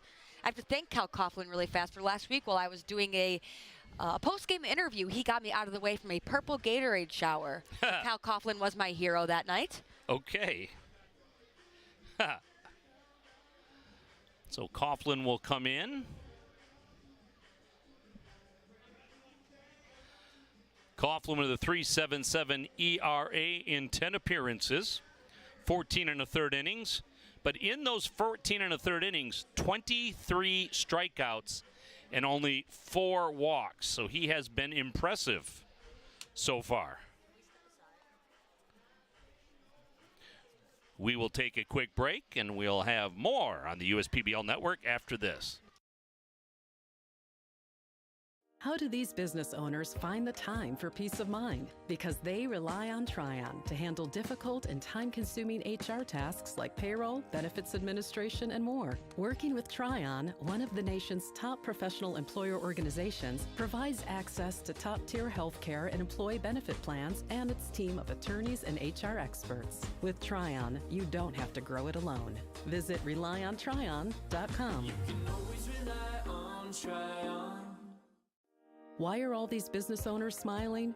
Because they rely on Tryon to handle difficult and time-consuming HR tasks like payroll, benefits administration, and more. Working with one of the nation's top professional employer organizations provides access to top-tier health care and employee benefit plans and Tryon's team of attorneys and HR experts. With Tryon, you don't have to grow it alone. Visit RelyOnTryon.com. You can always rely on Tryon.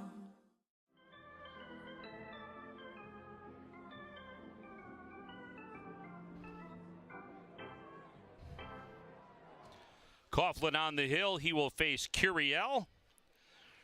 2 runners on, 1 out. as Utica trying to add to their 2-run lead here in the 8th inning, which will be our last inning. Yes, and Donovan Curiel from California. Quite a few guys this year in the league from California. Also, just like Anthony Flores from the Diamond Hoppers coming from California. On the Unicorns, we also have Enriquez and Aberret. So some of them traveling all the way across the country to be here with us at the USPBL. And I guess by sheer volume, as the runners will advance on the pass ball,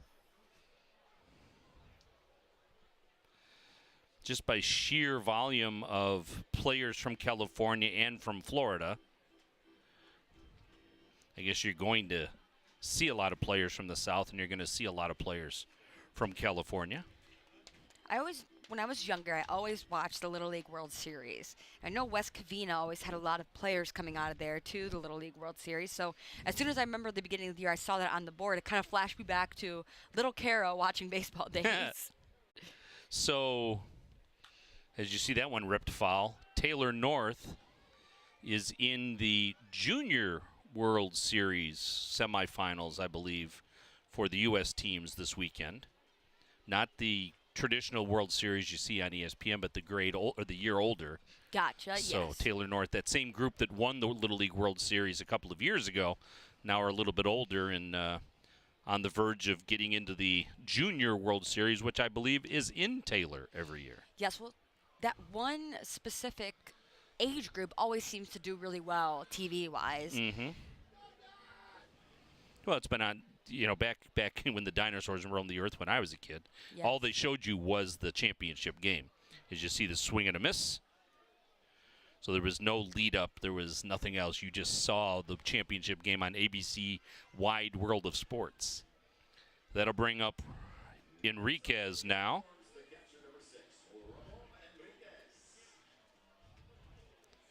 He is safe on a fielder's choice and had a walk and a couple of strikeouts today, adding to his 10 at-bats, giving him 14 on the season. So Utica would like to add on to this 2-run lead.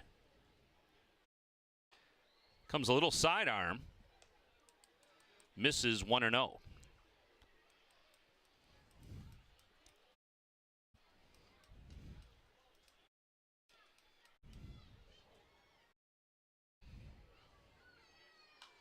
Popped up in the infield. Shadow center field. The shortstop goes out, makes the play on the side, retires. So Utica unable to push anything across the plate. 4-2 is our score. We're headed to the bottom of the 8th on the USPBL network.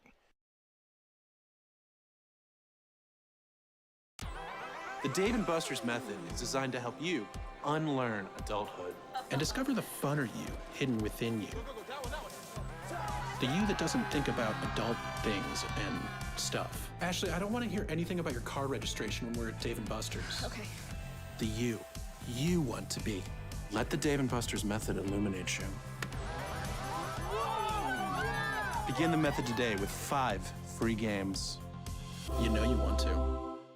First State Bank is a locally owned and operated business. We're part of your community. At fsbcares.com, you'll find ways that we're making a difference by featuring locally owned and operated businesses, providing access to helpful financial resources, and engaging with community. fsbcares.com is part of our commitment to the neighborhood because strong neighbors mean stronger communities. Where good neighbors do great things. Member FDIC and Equal Housing Lender.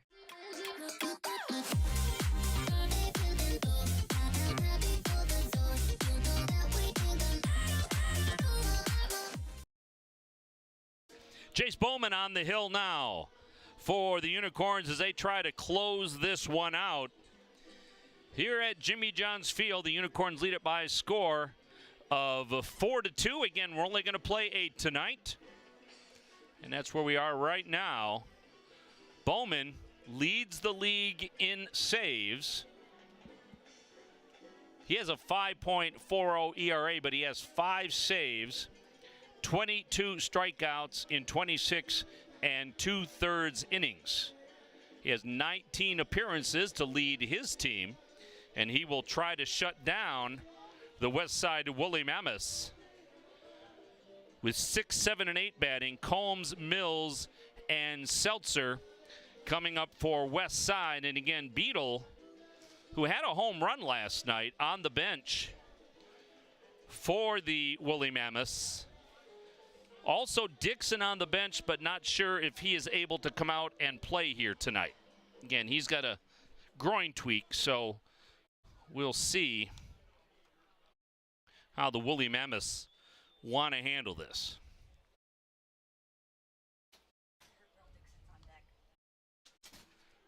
And looks like Burl Dixon may be getting an at-bat in this game.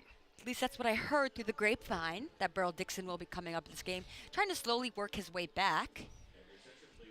Well, then also Beadle hit a home run last night, right? And he was not in the starting lineup here today. So our first batter is a pinch hitter, and that is Dixon. Burl Dixon with 27 walks on the year, just behind Chris Davis, who's from the Beavers, leading the league in walks. So very patient hitter at the plate. So Dixon looks at a ball. So Burl Dixon, one of the captains from the All-Star game, comes into the game now for Westside to try to make up this differential of 2 runs. He just ripped one down the line foul down the first base side. But Dixon with that .468 OBP rather, with third in the league, 27 runs scored, second in the league, 9 doubles, first in the league. That one's fouled off. 14 stolen bases, so obviously he brings some offense, and as long as he can run the bases, he's a benefit to this Woolly Mammoth team here in the bottom of the 8th inning. Think bottom of the 9th, because this is it.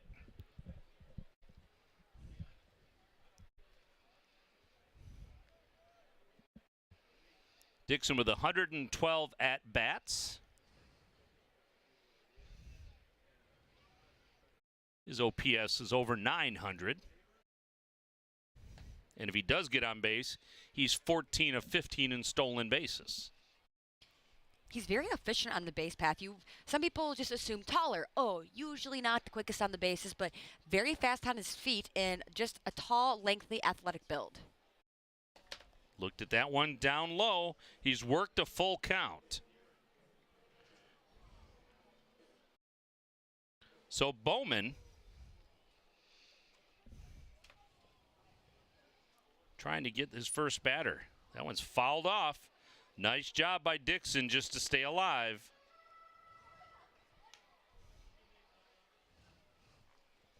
Burl Dixon, another guy out of California.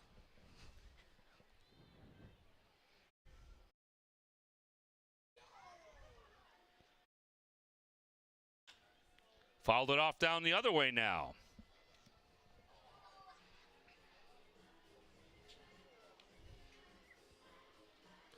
So Dixon has seen 7 pitches. It's a full count. Bottom of the 8th. Swing and a miss. Bowman gets the strikeout. And that'll bring up Mills, unless. So this is Mills, so no Beadle. Mills with a single and a run scored his last time up.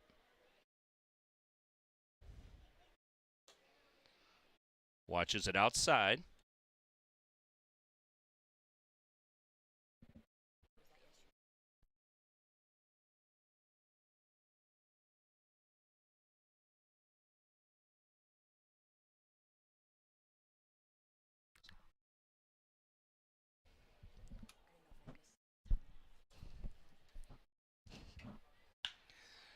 There's a ground ball in the hole between first and second base, so Mills gets on.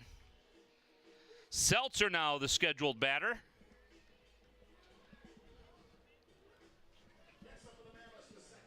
Exit velo of 98 miles an hour on that ground ball base hit. So Seltzer, who walked in the second, had a double in the 6th. Mammoths trail by 2.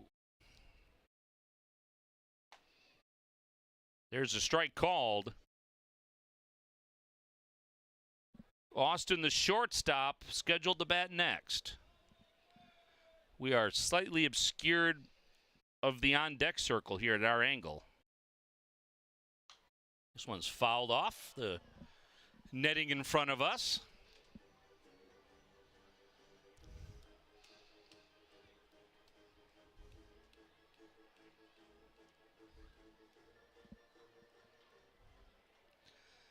Center fielder slightly shaded towards left, but barely. This one's hit the other way to right field, right at the right fielder for a line shot out. Great contact by Colby Seltzer, just unfortunate outcome. 90 mile an hour off the bat to the right fielder, and this will bring up Austin. So he is the last hope for the Woolly Mammoths. Runner on first base is Patrick Mills. There's Beetle gonna bat now. So Beetle will pinch hit for Austin. Beetle with a home run last night in the loss for Westside.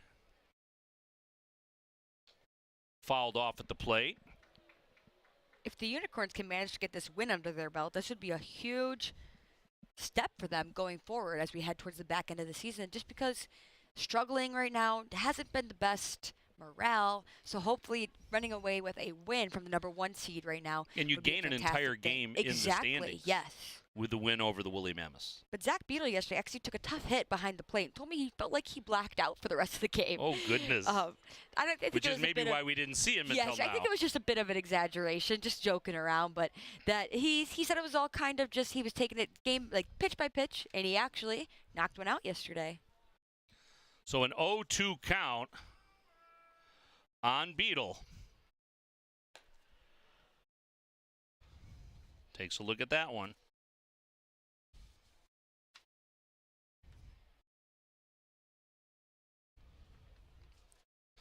So the Woolly Mammoths down to their final strike.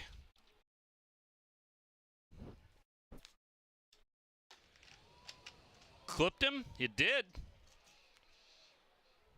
So Beetle will move to first base, and the winning run now comes to the plate as Mills moves to second. The hit by pitch will put Beetle at first.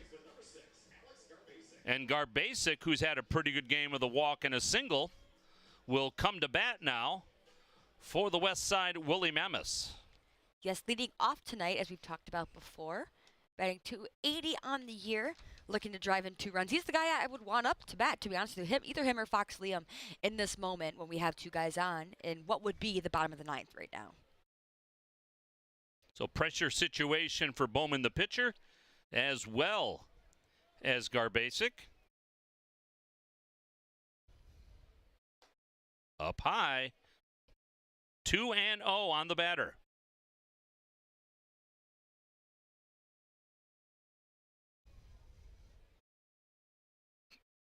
Bowman has thrown 18 pitches. I'm sure he would have liked to have gotten out of here with less. Fouled off at the plate. 2-1 on Garbasic.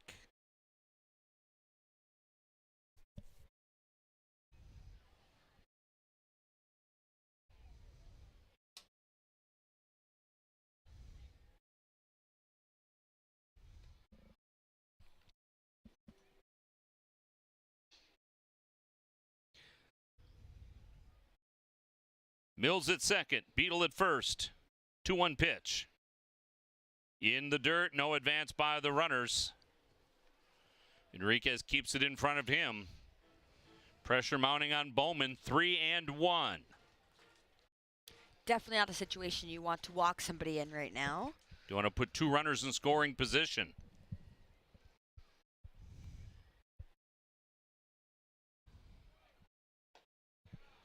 Strike called. He thought he had it. That's Garbasic thought he had it.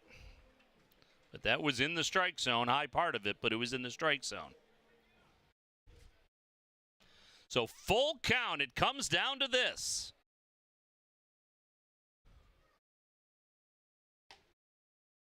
Ball four, the bases are loaded.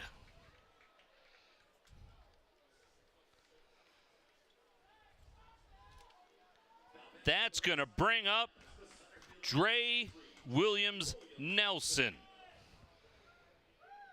He is 1 for 4 today with a single, batting .255 coming into the ball game. Tough position for the Unicorns to be in right now as well, with coming into this top half of the Mammoths lineup right now. Right, you don't want to give Williams-Nelson or Liam a shot with runners on base.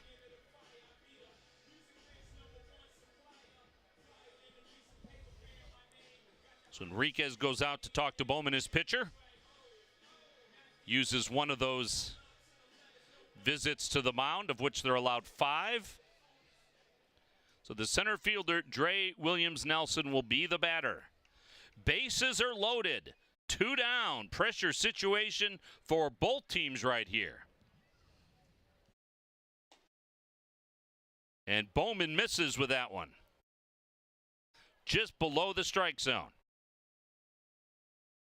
And this is what I talked about earlier in the game, is that the Unicorns have been struggling in the later innings to maintain the lead or not give up the lead anymore. So getting these runs under their belt was really crucial for them to try and be as comfortable as possible in these positions. And that's a strike. Throws the curveball.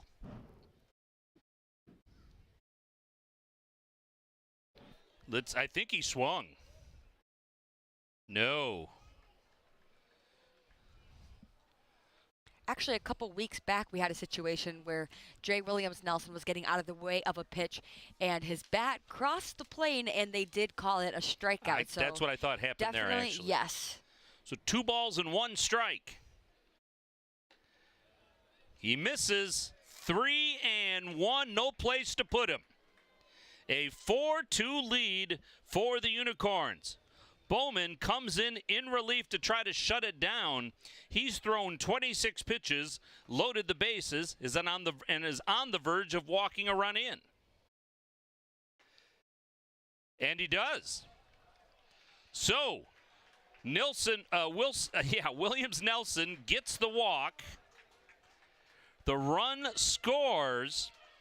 It is now a 1-run game, and the guy you don't want to face right now, Fox Liam, up for the Westside Woolly Mammoths. Absolutely not. Fox Liam is the last one you would like to step up to the plate at this moment.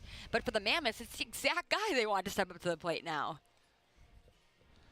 3 runs on 7 hits, no errors, as Jim Essien comes out. I mean, this is his ace. But he's going to take him out. Bowman just doesn't have it tonight.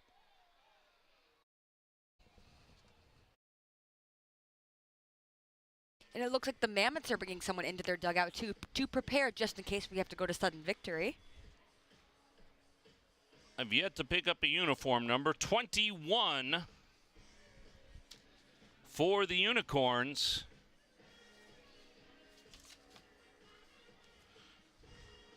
It's looking like that's Ben Critson coming in for the Unicorns. Oh, because we've got number changes tonight. So Ben Critson, as you said, now in for the Unicorns. We're going to take a break, and we're going to tell you about Ben right after you watch this on the USPBL Network. Companies are competing for talent like never before. With the complexities of handling tasks like payroll, benefits administration, and other HR functions, it's easy to see how a professional employer organization like Tryon Solutions makes all the difference. Tryon empowers businesses of all sizes to attract and retain talent by offering access to top-tier healthcare and employee benefit plans. With Tryon, you don't have to grow it alone. Visit RelyOnTryon.com. You can always rely on Tryon.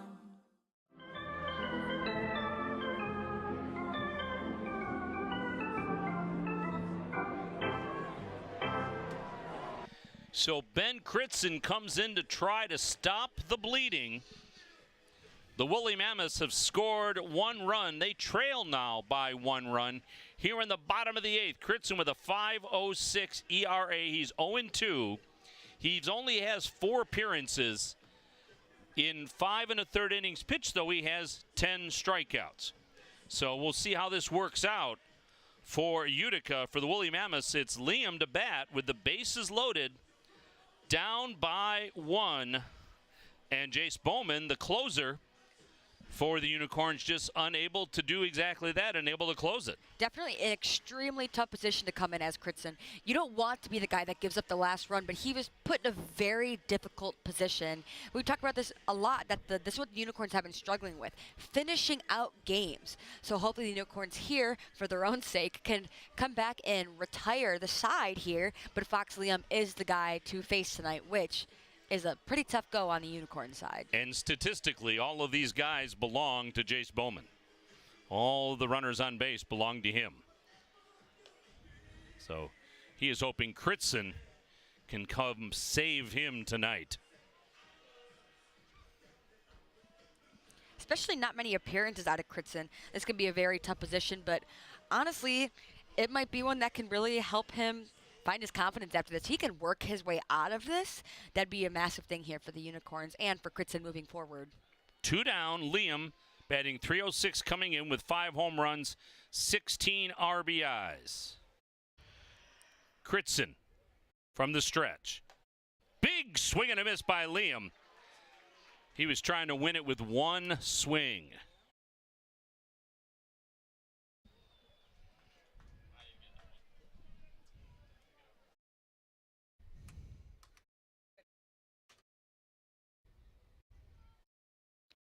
Brings it a little up high.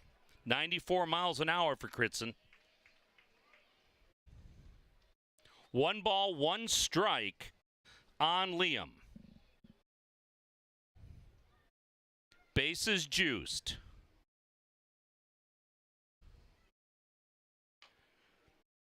This might be a fair ball. They're going to let it roll foul. Very smart on the Unicorn side for letting that roll foul, but that's such a risky move at the same time. Especially when it's not a bunt, it's just a little because the tying run had scored, but they had a little better angle on it than we do. 1 ball, 2 strikes on Liam. Runner on first is Williams. Runner on second is Gerbasic. Runner on third is Beadle. Liam taking his time to get back in the batter's box, the left-hander. He struck out once swinging, once looking tonight. 1 and 2.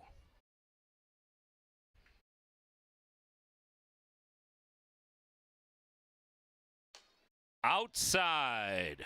94 again from Critson.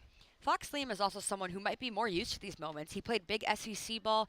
He might find more composure in the box, and other guys may be playing in different areas around the U.S. So this is the kind of position Fox Liam is kind of used to, honestly.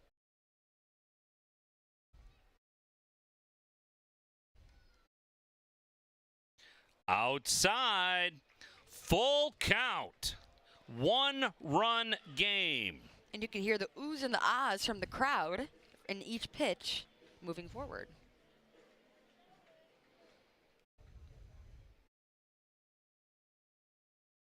Full count, 2 out, bases loaded. Ground ball up the middle. Gets past the second baseman, and the Woolly Mammoths are going to win this game. A 2 RBI single by Fox Liam, and the Woolly Mammoths, who led at no point in this game, come from behind, and a 5-4 win over the Unicorns. A very tough loss for the Unicorns. Trouble in the bullpen tonight for the Unicorns, but a great job battling back by Westside. It just proves the point that the game is never over until the game is over. There's always moments where you can find your way back, and they did it piece by piece. There was no big hit. There was no massive home run to end the game. It was one at-bat each at a time until Fox Liam was able to execute that final run. Just out of the reach of Curiel. There was nothing he could do. He was not going to get to that baseball. And a base hit by Fox Liam that results in 2 RBIs for him. The 2 runners score and make it a 5-4 win for the Westside Woolly Mammoths here at Jimmy John's Field. So it automatically seems fitting then that Fox Liam is our player of the game tonight. I could see him down there with Chelsea Cooper, which we will talk to soon in a minute. So before we send it to Chelsea and wrap it up for the night, I want to thank you for letting me come along for a ride again. Thank you. I appreciate having you. Had a very, very good time here on the USPBL network as kids start to run the bases. Don't forget, we're here again tomorrow, 7 o'clock. And then a 1 o'clock game on Sunday. Yes, really excited for, we got a long weekend these last couple times, especially this week and next week, Wednesday through Friday. It's been a long week as we see Fox Liam gets doused by water. Hopefully Chelsea Cooper was able to avoid that. But it's looking like we are going to send it right down to Chelsea Cooper now with our player of the game, Fox Liam, now scoring in the 2 RBIs at the end of the game tonight. So we'll send it to Chelsea now. What a finish. Fox got a nice little ice bath. Thank goodness I escaped that today. Whoever saved me, thank you. Mammoths kept it spicy. It was a really fun finish. So, guys, I'm down here with the Detroit News Player of the Game, Fox Liam with the Westside Woolly Mammoths. Fox, I had to cross out all my notes because you guys a walk-off tonight. That was a fun way to finish. Just talk about that for me. I mean, it just shows, we were really struggling kind of the whole game to really put something together, and so we knew if we just had one more shot at it, we could do something special, and luckily we pulled it through. You absolutely did. So this pulls the Mammoths 22-17. So you guys have that first place spot. The playoffs start in 3 weeks, so that playoff push is coming. So what do the Mammoths have to do to remain consistent as that playoff push is coming closer? I think the biggest thing is just stick together, just keep grinding out at bats every game. And just trust that we're good enough and have the confidence to just carry this thing through. That's a great plan, and you got to escape more of those ice baths. Guys, give it up for my Detroit News Player of the Game, Fox Liam. All right, thank you very much. So that will wrap it up from Jimmy John's Field. A very fun night tonight. A great come-from-behind win for the Woolly Mammoths. And for Utica, now they fall 5.5 games out of first place, a big loss for them. Yes, definitely the spot the Mammoths would like to be in. Shows that they're very resilient here in these positions, that they've got a great set of guys. But very unfortunate loss for the Unicorns. But like we've talked about several times today, heading to championship weekend, it's really about who can show up that weekend and who can show out. So Utica will be in action again tomorrow. They'll take on Eastside at 7:05. The Woolly Mammoths will be back in action against Eastside on Sunday at 1:05. So the totals: 5 runs, 8 hits, no errors for the Westside Woolly Mammoths. 4 runs, 11 hits, 1 error for the Utica Unicorn. So that is going to wrap it up for us here at Jimmy John's Field. For Kara Wolfbauer, this is Dan York saying so long from Utica. Again, the final 5-4 Woolly Mammoths win it. Have a great weekend, everybody.